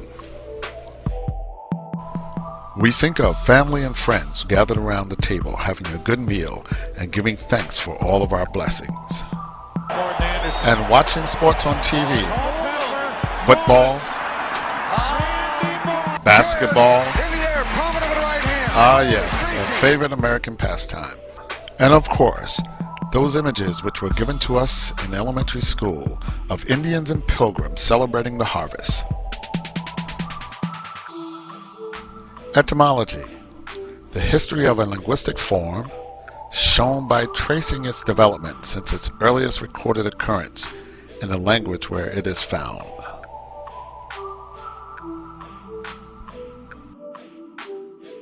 Today, November 23rd, is Thanksgiving, and because we've all heard the happy Pilgrim and Indian story, I thought it would be appropriate to share a less heard tale, the true story of Thanksgiving. Most Americans today believe that Thanksgiving celebrates a harvest, but the real legacy of the Pilgrim Fathers includes treachery and terror as well. In 1637, near present-day Groton, Connecticut, over 700 men, women, and children of the Pequot tribe had gathered for their annual Green Corn Festival, which is our Thanksgiving celebration. In the pre-dawn hours, the sleeping Indians were surrounded by English and Dutch mercenaries, who shot or clubbed them to death, while the terrified women and children who huddled inside the longhouse were burned alive. The next day, the governor of the Massachusetts Bay Colony declared a day of Thanksgiving because 700 unarmed men, women, and children had been murdered. Even the friendly Wampanoag did not escape the madness. The killings became more and more frenzied, with days of Thanksgiving feasts being held after each successful massacre. George Washington finally suggested that only one day of Thanksgiving per year be set aside, and Abraham Lincoln later declared Thanksgiving Day to be a legal national holiday during the Civil War. The Puritans who conducted this war profited greatly from its outcome. They seized land, they became rich through wampum and wampum tribute, they sold Pequot captives. Many of them became wealthy men as a result of this conquest. I estimate there was about 4,000 Pequots before the war. About 1,500 were killed or captured during the war. 300 or 400 or 600 at Mystic, then several hundred during the ensuing 2 or 3 months. The majority of the tribe survived. Many of them sought safety with friends and allies at Quinnipiac, Long Island, Connecticut, Narragansett, Mohegans, some various Nipmuc groups, and a very few, perhaps no more than a dozen, were actually sold into slavery in the Caribbean. And I suspect that several hundred Pequots eventually ended up in Massachusetts Bay, Plymouth, and Connecticut colony as virtual slaves.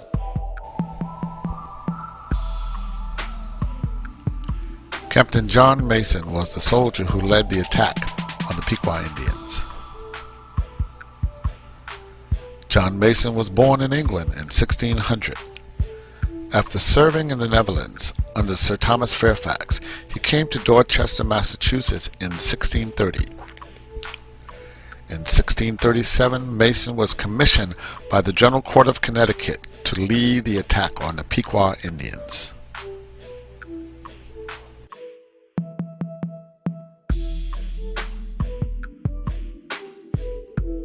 Captain John Mason was given numerous land grants and was awarded the prestigious rank of Major for his military success in the Pequot War. Up until about 10-15 years ago, Mason was largely regarded as being a hero. I think what the Pequots have succeeded in doing is kind of not necessarily rewriting history, but challenging our perception of it.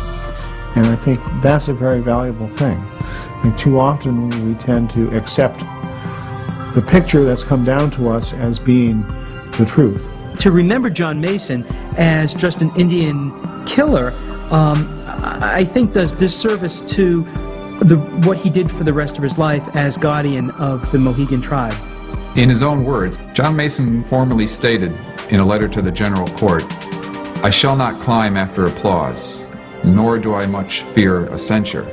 I desire that my name be sparingly mentioned. My principal aim is that God may have his due praise. Signed, your unworthy servant, John Mason." I feel that this speaks volumes about the character of John Mason. And I'm very proud to be a descendant of this exemplary leader. John Mason enjoyed going into battle. He enjoyed killing people. He enjoyed the blood and the guts. To have the settlers 200 years later or so erect a statue to a pig like John Mason would be unbelievable that they could do that. But the thing that was dangerous about John Mason to me was that the fire that he had in his heart was the more dangerous than the fire he had in his hand. Because the fire he had in his heart was the fire of hatred that was fueled by bigotry, greed, and intolerance. And unfortunately, that fire still burns today.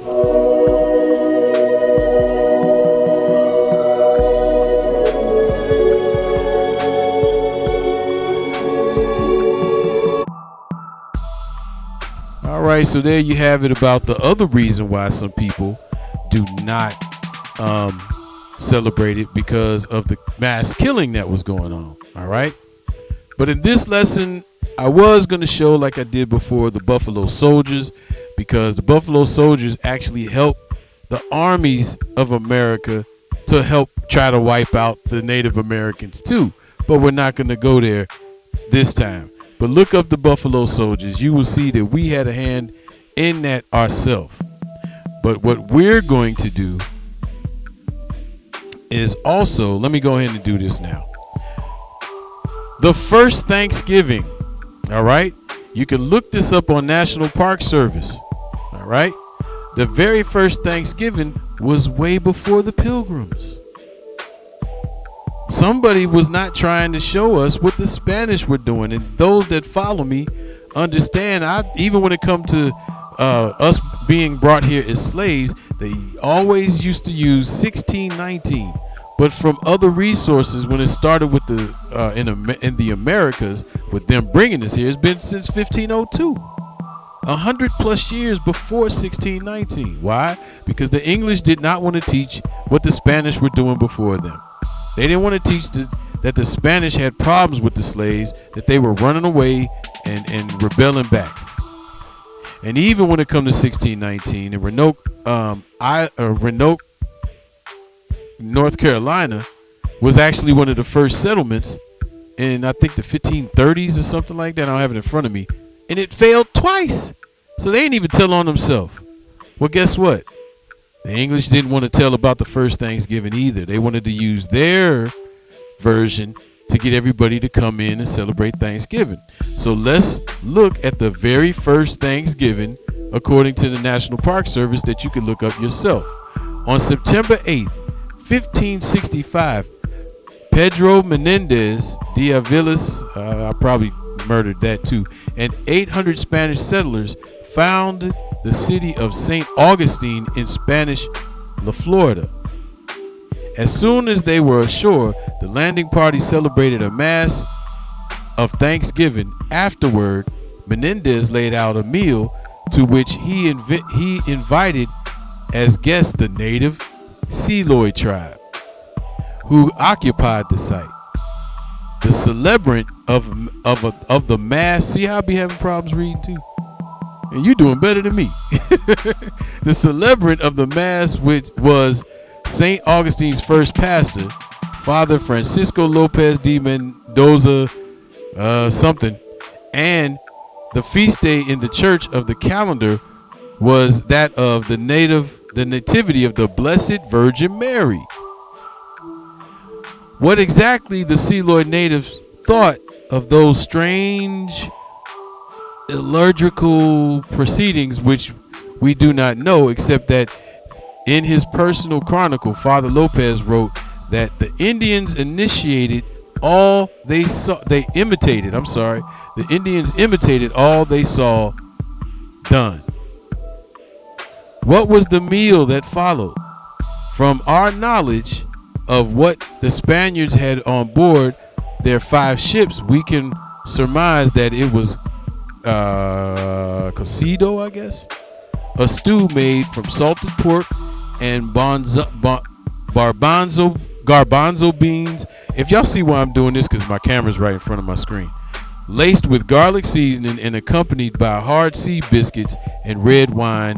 If the Seloy contributed to the meal from their own food stores, then the menu could have been included turkey, venison, gopher tortoise, mullet, drum, sea catfish, maize, which is corn, beans, and squash.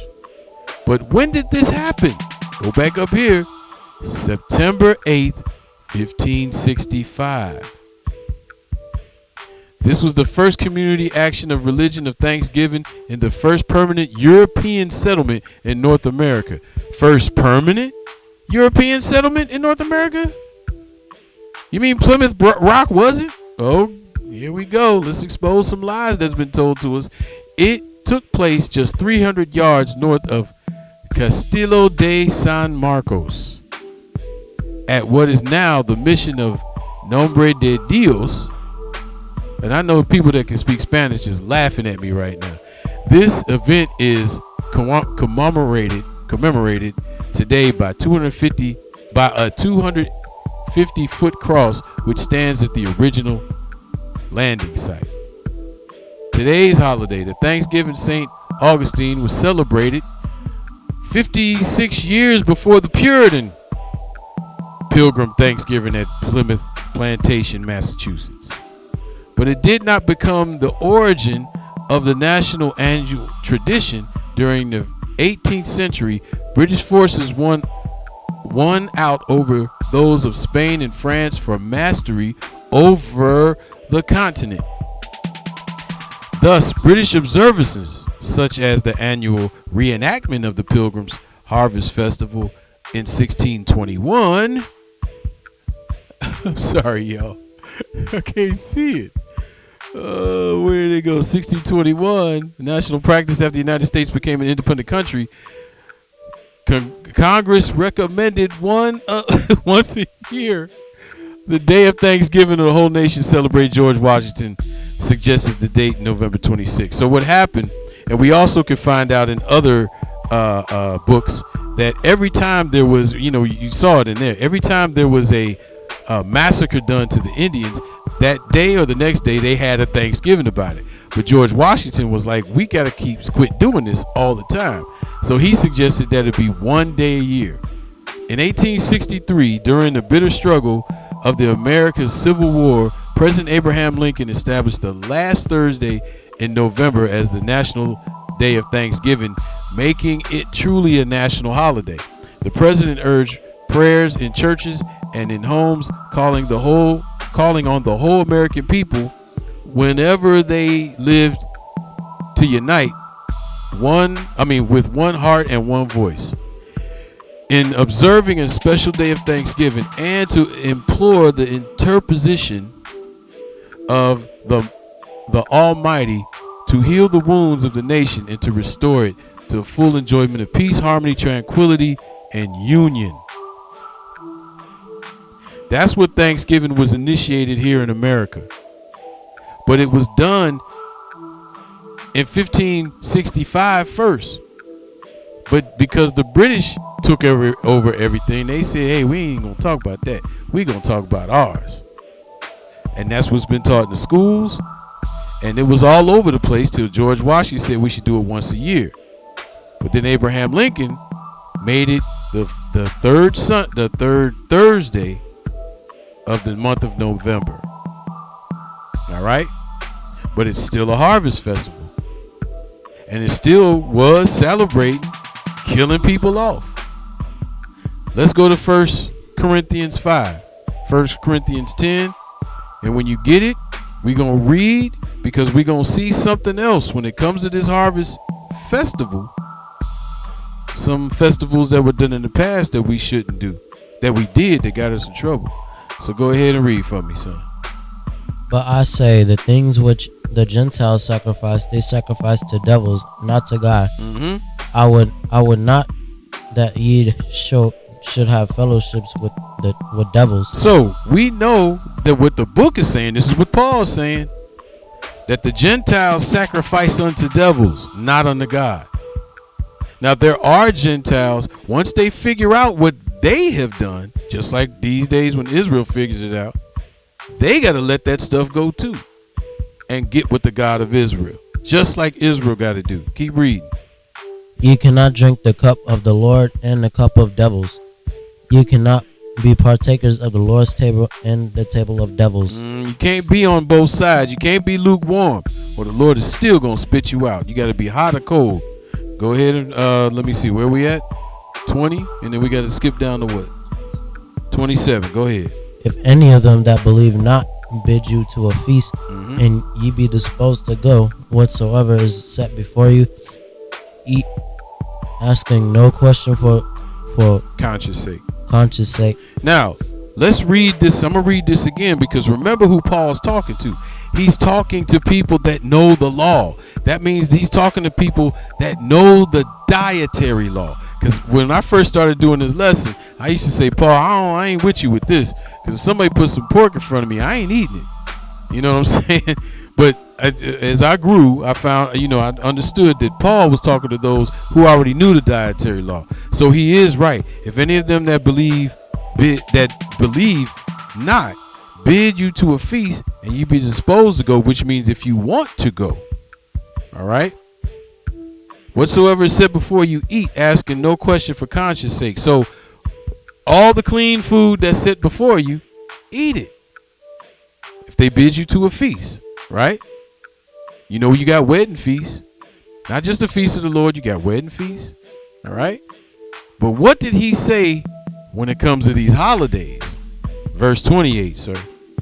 But if any man say unto you, this is offered in sacrifice unto idols. Hold on, read that again. This is what?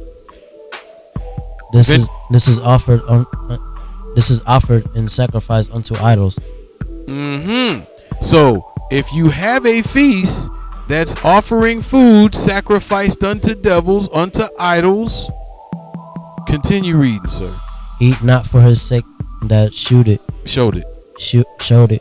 and for conscience sake, for the earth is the Lord's and the fulfillment thereof. So this means we should not be eating feast food that's offered unto idols, unto other gods or goddesses.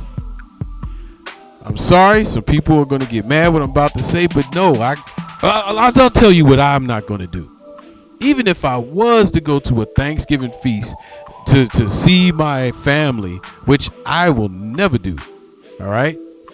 If I want to see my family, I'm going to see y'all the day after. All right.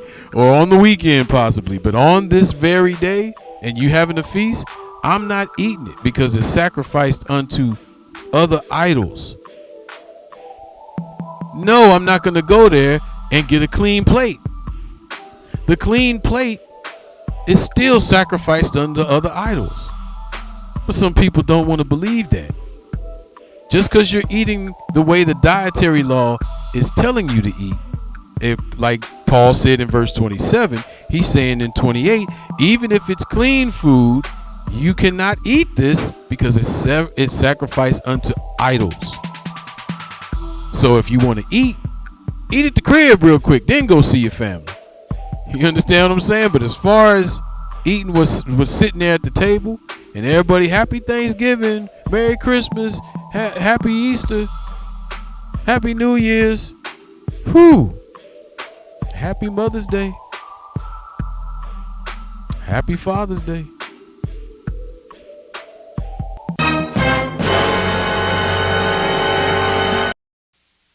It's just a warning, people. He's saying not to eat it.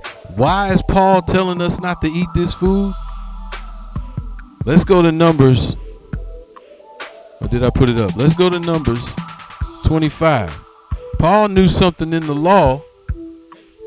And he was in.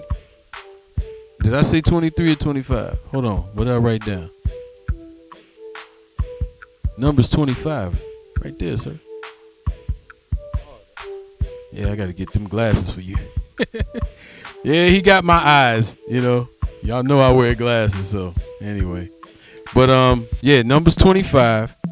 And we see, I don't know about y'all, but I see why Paul, who was a Pharisee of Pharisees, who knew the law better than anybody else, I see why he was telling us this. When you get it, go ahead and start reading Numbers 25 and verse 1. And Israel abode in Shittim, and the people began to commit whoredom with the daughters of Moab. The people, so that was all the males and the females, right? Go ahead. And they called the people unto the sacrifices of their gods, and the people did eat and bow down to their gods. So the daughters of Moab bid them to a feast. This is what Paul was talking about. They bid them to the feast unto the sacrifice of their gods. And the people did eat and bow down to their gods. This is what happens on these holidays. They're bidding you to a feast, the commandments of men, and giving you food, and you're eating it. And this was the problem. Let's go ahead to verse 2. I'm sorry. Verse 3. Go ahead. And Israel joined himself unto Baal Peor, and the anger of the Lord was kindled against Israel. And why? Because they went to this feast, they ate this food dedicated to other gods, and the Lord was upset with it because they also bowed down. Go on, finish read. Let's see what the Lord actually said. Verse 4. And the Lord said unto Moses, Take all the heads of the people and hang them before the Lord against the sun, that the fierce anger of the Lord may be turned away from Israel. So he told Moses, go and kill these people and take their heads and put them on stakes and put them in the sun. So his wrath would be turned away. Verse 5. And Moses said unto the judges of Israel, Slay ye every one of his men that were joined in the Baal Peor. So everyone that ate unto Baal Peor was killed. This is why Paul was saying what he's saying. Anybody bids you to a feast, go on and eat. Eat everything. Of course, if it's clean. But if they tell you this clean food is also dedicated to another god, but they're not saying that these days. What they're saying is Happy Easter, Happy Thanksgiving, Happy New Year, Happy Merry Christmas. So we know this is being dedicated to another God, and that's why he's saying not to do that. Let's go to 1 John 2. This is why Paul told us what we're supposed to do. So again, I'm not going to do it. If you want to do it, have at it. I'm just a messenger watchman. That's it. And I know people are going to get upset and want to curse me out and call me names, call me a talebearer, but I'm going to leave that alone. Let me get out of my feelings. 1 John 2. And we're going to start reading at verse 15 through 17. Go ahead. And he is the perpetuation. No. 1 John. Let me see. Yeah, 1 John chapter 2. Oh. Yeah, go to 1 John chapter 2. And we're going to start reading at verse 15. Love not the world, neither, there you go. neither the things that are in the world. If any man love the world, the love of the Father is not in him. The whole Thanksgiving is about the world. Because why? It's a harvest festival going on around the world. It's just called Thanksgiving here. Love not the world, neither the things that are in the world. Go ahead. And the world passeth away, and the lust thereof, but he that doeth. Wait a minute, did you read all of that? Yeah, let me read it real quick. Love not the world, neither the things that are in the world. If any man love the world, the love of the Father is not in him. Now go ahead and read.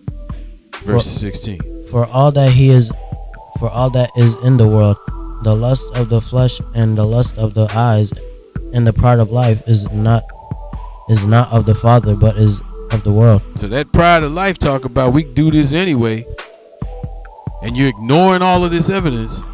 That's that pride of life, and it's not of the Father. Skip down to verse 24. Let that thereof abide in you, which ye have heard from the beginning. Let that therefore abide in you, which ye have heard from the beginning. We're going to go to the beginning and see what we heard. Go ahead and read. If that which ye have heard from the beginning shall remain in you, ye shall also continue in the Son and in the Father. So what did we hear from the beginning that should always keep us in the Son and in the Father? Let's go back to the very first verses we read in the beginning here. Exodus 20. And we're just going to read the first two. Let's go back to Exodus 20. What did we hear from the beginning? And I hope this is really sinking into some people. I'm not trying to be contentious with folks. I'm trying to help my people not go in the fire. I don't want to go. And people help me. So can I help everybody else? Please, go ahead. And God spake all these words, saying, This is from the beginning. Read again. And God spake all these words, saying, I am the Lord thy God, which have brought ye out of the land of Egypt, and out of the house of bondage. Thou shalt have no other gods before me. That's what we heard from the beginning. And Paul is saying, if you're if you're not of the world, remember from the beginning not to have any gods before us. And we can see clearly that Thanksgiving is serving Ceres, which goes all the way back to Astaroth or Semiramis. One last place, John 5, 1 John 5. It's the last place. 1 John 5. When you get it, go ahead and read. 1 John 5, verse 19. And we know that we are of God, and the whole world lieth in wickedness. The whole world lieth in wickedness, because we know we are of God. But some of us need to understand the whole world lieth in wickedness, and we're still dealing with it. Go ahead. And we know that the Son of God is come and hath given us an understanding that we may know him that is true, and we are in him that is true, even in his Son Jesus Christ. This is the true God and eternal life. So what has God done? He's given us all this information.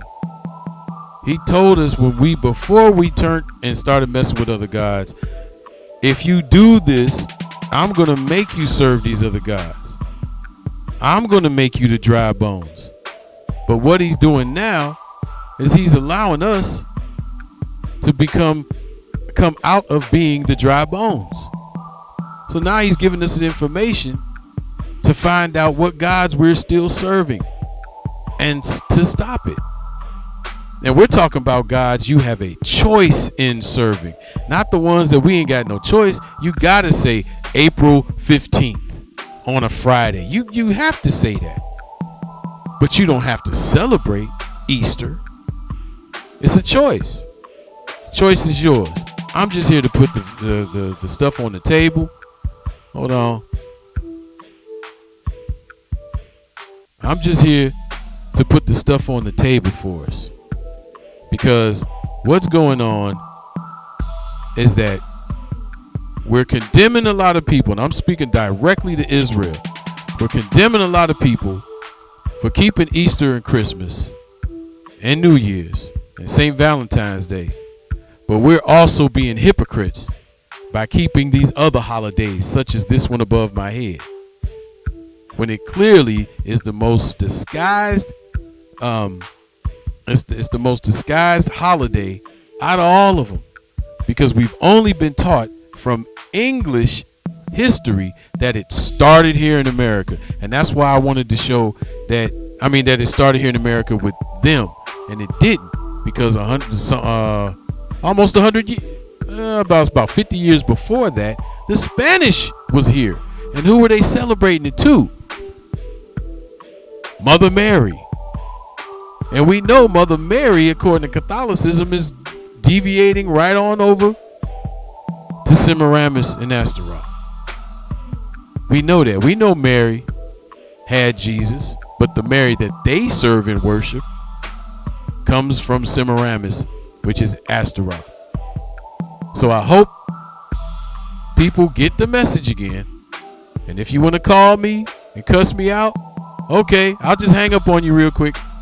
I'm not letting anybody mess with me this year. All right? And if you want to call me names and all that stuff and say I'm a talebearer, hey, I pray for you. I pray that one day the Lord opens up your mind to the real evidence when it comes to Thanksgiving. Who are we really thanking? Yes, on Thanksgiving Day, if I'm at the crib and I fix something to eat, I'm thanking the Lord. But I'm not going to tell my son, man, happy Thanksgiving, man. It's not going to happen. I still got to eat. And we're not going to go someplace else where there's a Thanksgiving dinner and sit around and hold hands and yes, we thank God for this, because now that is officially a Thanksgiving dinner that's dedicated to the goddess Ceres or Astaroth. So that's me. Do what you want to do. Fine. So we'll go ahead and have Thanksgiving. It probably won't be that long, but we'll be right back. All right? Peace. Hey, what's up with it, man? You alright? Good, bro. What you doing out here, man? How you find me?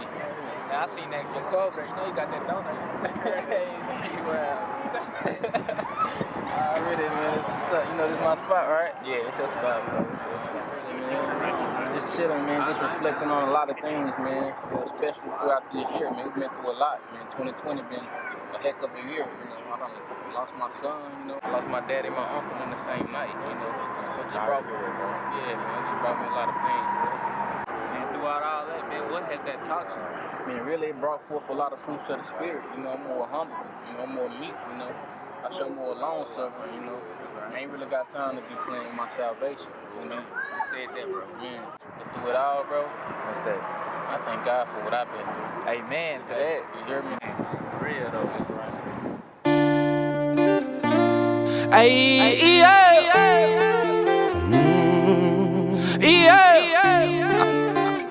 no, no, no, no, no, no.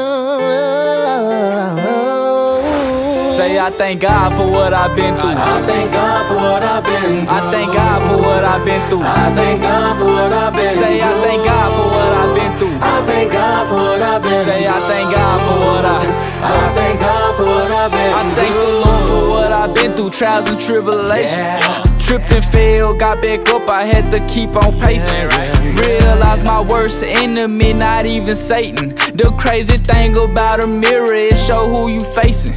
Through the rain and the pain, had to still trust in His name. Lord will never switch up, cause He always stay the same. Reading in His holy word, just so I can maintain. Times is wicked, gotta keep my brain sane. Look, life got tough and my faith got stronger. Had to be patient and wait a little longer. Pride knock you down, so I had to stay humble. Running with the Lord, so you know I can't fumble. Glory be to God, what I learned in the past. Beauty is vain, I'd rather have a laugh. Looking back now, I was moving too fast. Chasing out the lust and it led to a crash. I thank God for what I've been through, cause He kept me in safety. Stood me up on all 10 when the winds got shaky. Showed me how to be a man and walk in confidence daily. He taught me how to speak the truth, even though people would hate me. Say I thank God for what I've been through. I thank God for what I've been through. Say I thank God for what I've been through. I thank God for what I've been through. Say I thank God for what I've been through. I thank God for what I've been through. Say I thank God for what I thank God for what I've been through. Say I thank God for what I've been through. I ain't bragging or boasting. We serving spirit and in truth, so we ain't laughing or joking. I grew up around them thorns. If you ain't careful, they choke you. Keep that all up in my horn, just so I can stay focused. Say I thank God, He could've killed me in the drop of a dime. Lord, I'm grateful that You brought me through them difficult times. I think about it when I read 1 Thessalonians 5, verse 18. Giving thanks cause this the will of God. Trust in the Lord, He'll make it pass straight. Endure to the end, but you gotta have faith. Keep the whole 10, that'll get you in the gates. Listening to men, that'll get you in the late. I will glory in the Lord, the afflicted hear and joy. Glorify the Lord with me, now everybody lift your voice. Say I thank God for what I've been through. I thank God for what I've been through. Say I thank God for what I've been through. I thank God for what I've been through. Say I thank God for what I've been through. I thank God for what I've been through. Say I thank God for what I thank God for what I've been through. Blessing in the cursing, had to thank Him through my hurt. His chastisement it really worth it, cause it keep me from that serpent. Had some blessings come my way, they ain't line up with my faith. Had to leave them on the plate, not every food is good for taste. Closed one door and another came open. Moved on faith and I got what I was hoping. Love is an action, not an emotion. Love is an action, not an emotion. It was things I had to learn, plus some lessons to be taught. Before I judge and point my finger, had to clean up my own walk. Say I thank God for what I've been through. I thank God for what I've been through. Say I thank God. Love that song. You love that song? Yeah. That's right. You thank God for what you've been through? Yeah. That's right. I thank God for what I've been through. I thank God for what I've been through. I can't lie, that's what I've been through. Hard times, ain't have a dime, still survive through what I've been through. Glory in my situations when I'm facing tribulations. I just gotta have some patience, just gotta keep on waiting. If He lead, I'ma follow. Can't worry about tomorrow, I was stubborn, didn't listen. break up that ground that follow. Had to suffer much afflictions. His habits I didn't hollow. He's the God of our redemption. Since the days we were in Shiloh. When I lost my pops, I was led to the truth. I was so lost, I ain't know what to do. But I had to realize with the pain in my eyes. Gotta thank God for what I've been through. I remember them nights I was homeless. Say he'll never leave me lonely. I would sleep on the streets for at least about a week. Family didn't know I was homeless. Say I thank God for what I've been through. I thank God for what I've been through. Say I thank God for what I've been through. I thank God for what I've been through. Say I thank God for what I've been through. I thank God for what I've been through. Say I thank God for what I thank God for what I've been through. Yeah, well, well, well. Yeah, yeah, yeah, yeah. Well, well, well, well. Yeah, yeah, yeah. Yeah, yeah, yeah. Yeah, yeah.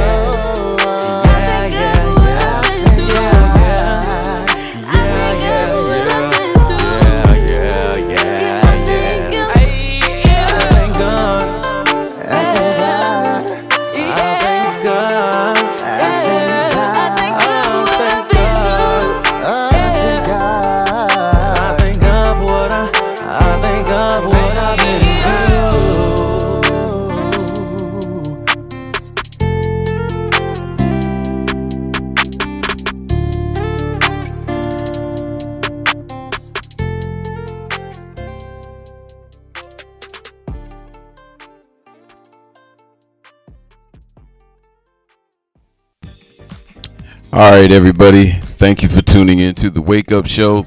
Cut my mic down some. I'm not gonna do Testimonies today. I'm gonna cause I went too long with this lesson, and I wanted to get it all out. I didn't want to do it in no part 2 or anything like that. But I do have a testimony, and I'll let you guys take it all over next week, Lord willing. I'm still trying to catch up to y'all comments too. My testimony is the Lord God of Israel still has me breathing. On my job, I was doing, I don't want to say what work I was doing, but I ended up falling off of a porch onto the concrete, and I broke my 7th rib. And I thank God I'm still breathing, because it could have broke instead of fractured, and I could be in the hospital and I wouldn't be able to get this lesson out to everybody in time, so you can understand what Thanksgiving is really about, so you can make it up in your mind if you want to still do it or not. I do want to thank everybody that knew that I was in the hospital, and okay, hold on, let me get these comments, and that knew that I was in the hospital and, you know, prayed for me, that I had let know, you know, my rib still hurts a little bit, but I got this, they gave me this medication that's kind of making it go away, but it's still there. And I do appreciate everybody for watching this lesson. I do appreciate everybody for their prayers. If you still want to pray for me, go ahead to heal up quicker. Yeah, because man, I've never had ribs broke before, and this ain't no joke. And like one of my other brothers told me, even when it's a fracture, if it's even worse, because it's like the little splinter thing. But it is what it is. Again, I do thank you guys. So we're not gonna do testimonies for everybody else this week, because that lesson, you know, took a while. I still had to cut it down. I even had some information I did last year about the Buffalo Soldiers, who were Israelites, who were helping the soldiers here round up all of the Native Americans to kill them. But a lot of people don't know that. A lot of people don't know that. So I'm gonna let a couple of more, so much taking, we'll be watching it. Yeah, I'm gonna let some more of these things happen. Again, I do thank you for your prayers, and I thank the Most High for sparing me. Even though what had happened was someone else's fault, I did a swan dive from the porch. And for those that live in Chicago,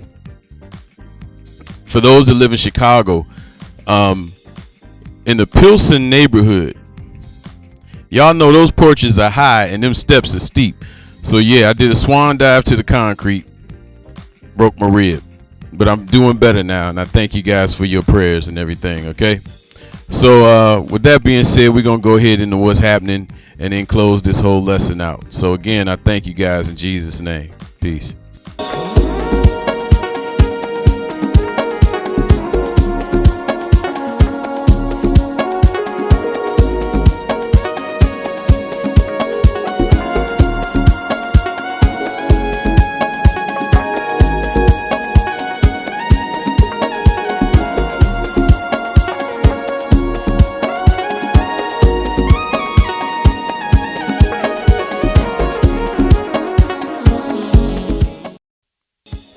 All right, welcome back. First up on the lineup for what's happening, Israel Church of Jesus has a school called Israel School of Excellence.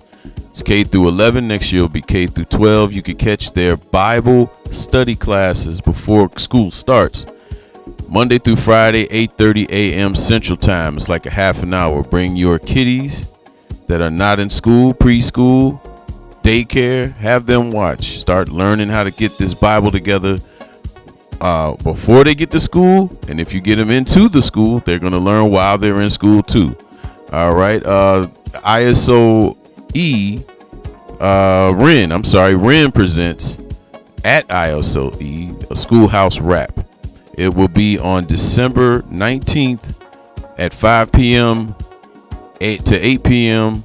at I can't read that address, man. Why that so? This is why I need a flyer that fits the whole screen. But ISOE, which is Israel Church of Jesus, they're going to be having a fundraiser on December 19th for called Schoolhouse Rap. You could check with Eli. I would say Eli Benjamin on Facebook. These are the rappers. Performance is going to happen, DJs and stuff. Come through. It's going to be a good event. All right. Gospel of the Word broadcast comes on each Sabbath day live at 5 p.m. Eastern Time, 4 p.m. Central Time on YouTube, Facebook, and it looks like Instagram as well too. Walls of Jericho, Cash.app Israel comes on 6 p.m. Central Time. Y'all gotta excuse me. My rib is kind of messing with me a little bit here. But Walls of Jericho again. Cash.app Israel comes on Mondays at 6 p.m. Central Time. Mikael comes on under the name Hebrews Hood Sundays at 10 a.m. Central Time on Facebook and on YouTube. Black Ice, my brother Black Ice, comes on with his show Tuesdays at 7 p.m. Central Time. Truth Hour weekly Bible class with brother Black Ice. You could call in if you want to listen as well. Why Am I Thus? Bible Insights comes on every second and fourth Thursday each month, 7 p.m. Eastern Time, 6 p.m. Central Time. That's presented by Brother Duell with House of Light Ministries. You can catch him on all them spots over there. Preacher Head Ministries. Preacher Head Ministries comes on. Brother Pastor Stevie Robinson comes on at 9 p.m. Central Time, 10 p.m. Eastern Time on Sabbath evenings, which is Friday evening. And Brother Nehemiah comes on 3 p.m. Central Time, 4 p.m. Eastern Time on Saturdays, or the Sabbath day, the day part of the Sabbath. Preacher Head Ministries. You could also donate to preacherhead.org. They go out and help the homeless and less unfortunate, and they can they can get your alms to the people. All right, same thing with my brother Matthias down in Texas. They're in two places now, Texas area like Dallas, Fort Worth, and Waco, Texas as well. You could donate to their organization, m25-35.org. As you can see now, they have a Cash App. So they have a Cash App. It is M2535 Matthew. All right. They also got a Zelle account, which is Matthew2535.30@gmail.com. Take a picture of that, or you can hit that phone number over there, give them a call, see how you could donate to their organization doing the same thing, just like the brothers and sisters here at Saga Saga, you could go to their page, which is SAGAESC.org. You can also donate on Zelle, Cash.app, and PayPal. They do the same thing to go out and help the less fortunate and the homeless with all types of supplies and stuff. They give your alms to the people that need it. All right. The ladies at Vibe on Health every second Tuesday of each month, 7 p.m. Central Time, 8 p.m. Eastern Time, live on Facebook and YouTube. Vibe on Health, you can catch them. You can also, if you need more contact information, you can go to vibeonhealth@gmail.com and watch them sisters. Sister Dacia has a prayer thing she does with the sisters every last Sabbath of the month. Glow Girl World. You can check it out on Facebook, and you can get all information you need on there. And last but not least, but new to the lineup, Sister Mo. Sister Mo Israel is actually in South Africa, and she has a thing on Facebook which is called Israelite Bride Squads for all y'all sisters. All right, you could join her on Israelite Bride Squad group on Facebook, and you could check her out on YouTube as well. She put some very nice videos up. I'll give you some props for that, Sister Mo. So with that being said, we'll be right back.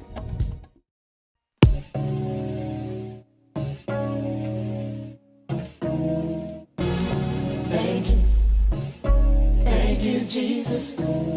Thank you, God, for all the things you've done for me. Show me the truth, it has surely set me free. Thank you, God, for sending down your only Son. Through His blood, I know the victory is won. When I wake each day, I fall down and I pray. Thank Jesus, thank you, Jesus. Close my closet door and fall down on the floor. Thank Jesus, thank you, Jesus, thank you. Hitting a gig, every day I take my kids to school. Wondering when a lot of time is gonna rule in my house so I can spend some time with the fam. Boy, if it ain't a curse on us, I be damned. Working hard from the sweat of my brows as it is rope. You don't work, you don't eat. Paul quotes, but this here is really what pleases my wife. And likewise, when I see her praying every night, say to myself, what she say, but I can't read her mind. But realizing financially we never behind, able to give when we see a person in need. Cause we all know it's better to give than receive. But what touches me more than anything around is when my kids say, Dad, has the sun gone down? Conscious of the law at just ages 5 and 3. And when they run to the door from hearing my keys, I wanna let it all out, but I just hold it in. Cause a lot of fathers don't wanna stand to be men. But me, myself, I'm going against status quo. Cause the temptations of the world, I can't let it provoke me from sinning against my God, Jesus Christ. Cause the brother in front of me with the wondering eyes, looking at all the sisters to the left of him, say to myself, if I look, well, I'm just like him. And even though you say your spirit won't always strive with men, but like Paul, I'ma fight this fight until the end. But God, I still feel I can't thank you enough. But thank you much, thank you much, thank you much. Fall down and I pray. Thank Jesus, thank you, Jesus. Close my closet door and fall down on the floor. Thank you, Jesus. Thank you, thank you, thank you. Thank you, Jesus, for making me a part of your creation. You didn't have to. You could have left us out when you were making the earth, the sun, the moon, the stars, and everything you made. But because of your grace, you made the earth and us to dwell on this place in peace, and to serve and obey you, and learn to be just like you. But that we did not do. You told Adam and Eve not to eat from the tree, they disobeyed. You told them they would die, they did it anyway, and God can't lie. He kept his word without a doubt. And now we down forever, and we didn't have no way out. But thank you, Jesus, for your sweet and tender mercy. You set us free. You came and died for the ungodly, and now I see and understand what your plan is. Gave us back the chance to live forever, just keep your commandments. But I was blind in the early days of my youth. I did bad things. I served the devil for loot. I used to steal too. But Lord, I gotta thank you, cause you could've took me out before you blessed me with the truth. But you whooped me. You made it hard on me day by day, cause I kept committing sin. I didn't wanna see it your way. Waking up every morning, getting high as a kite, doing nothing with my life, and I knew it wasn't right. But I didn't care, cause I thought I was the man. I was sinning against God God, and I didn't understand that everything that I did I would have to pay for it. I was walking dead and I didn't even know it. On my way to the grave, and there wasn't no stopping this either. Serve Jesus or die, there ain't no other option. So I repented after suffering and being afflicted. I thought I could stop serving sin, but I did it. And now I got a lot of love and peace in my life. The Lord gave me 2 beautiful kids and a God-fearing wife. Now I got to fight this battle to win, not to sin. Then I'll have it made, cause those that endure till the end, the same shall be saved. But I get my strength from reading my Bible and much teaching. I also do much fasting and I pray without ceasing. Thanking Jesus, I could write rhymes galore, cause there's too much he done for me that I could thank him for. Thank him for, thank him for, thank him for. Jesus, when I wake each day, I fall down and I pray. Thank Jesus, thank you, Jesus. Close my closet door and fall down on the floor. Thank Jesus, thank you, thank you, thank you.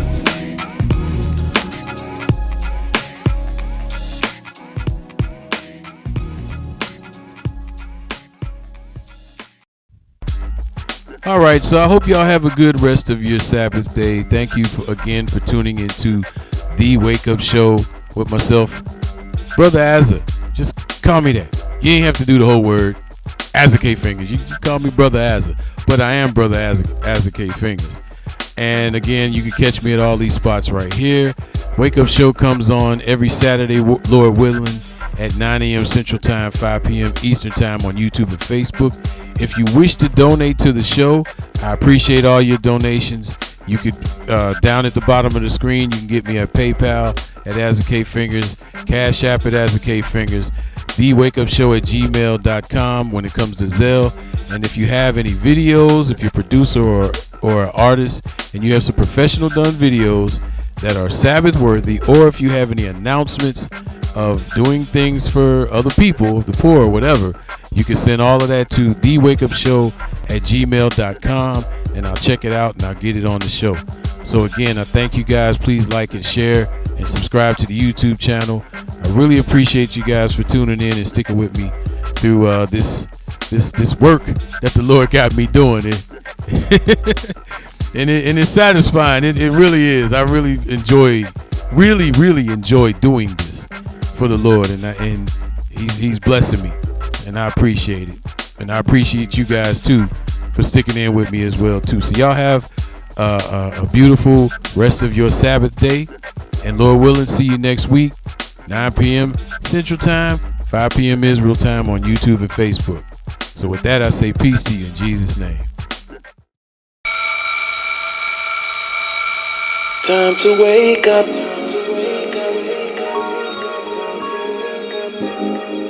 Wake up! Wake up, wake up, wake up! Up you wake, up you wake, up you wake, up you wake! Wake up!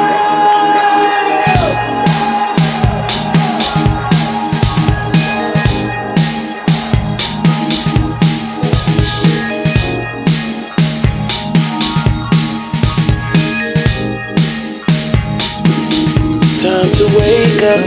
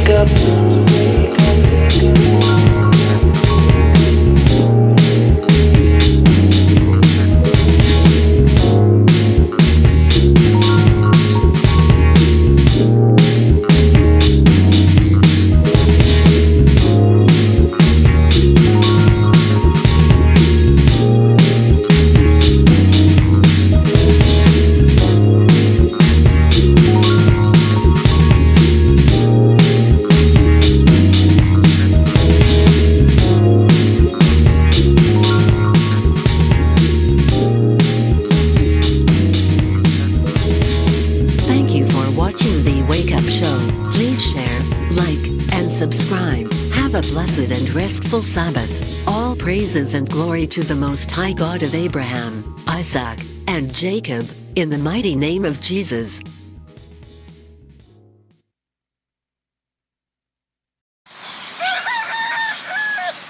Our Father which art in heaven, hallowed be thy name. Thy kingdom come, thy will be done in earth as it is in heaven. Give us this day our daily bread, and forgive us of our debts as we forgive our debtors. And lead us not into temptation, but deliver us from evil. For thine is the kingdom, and the power, and the glory forever. In Jesus' mighty name. Hallelujah. Amen.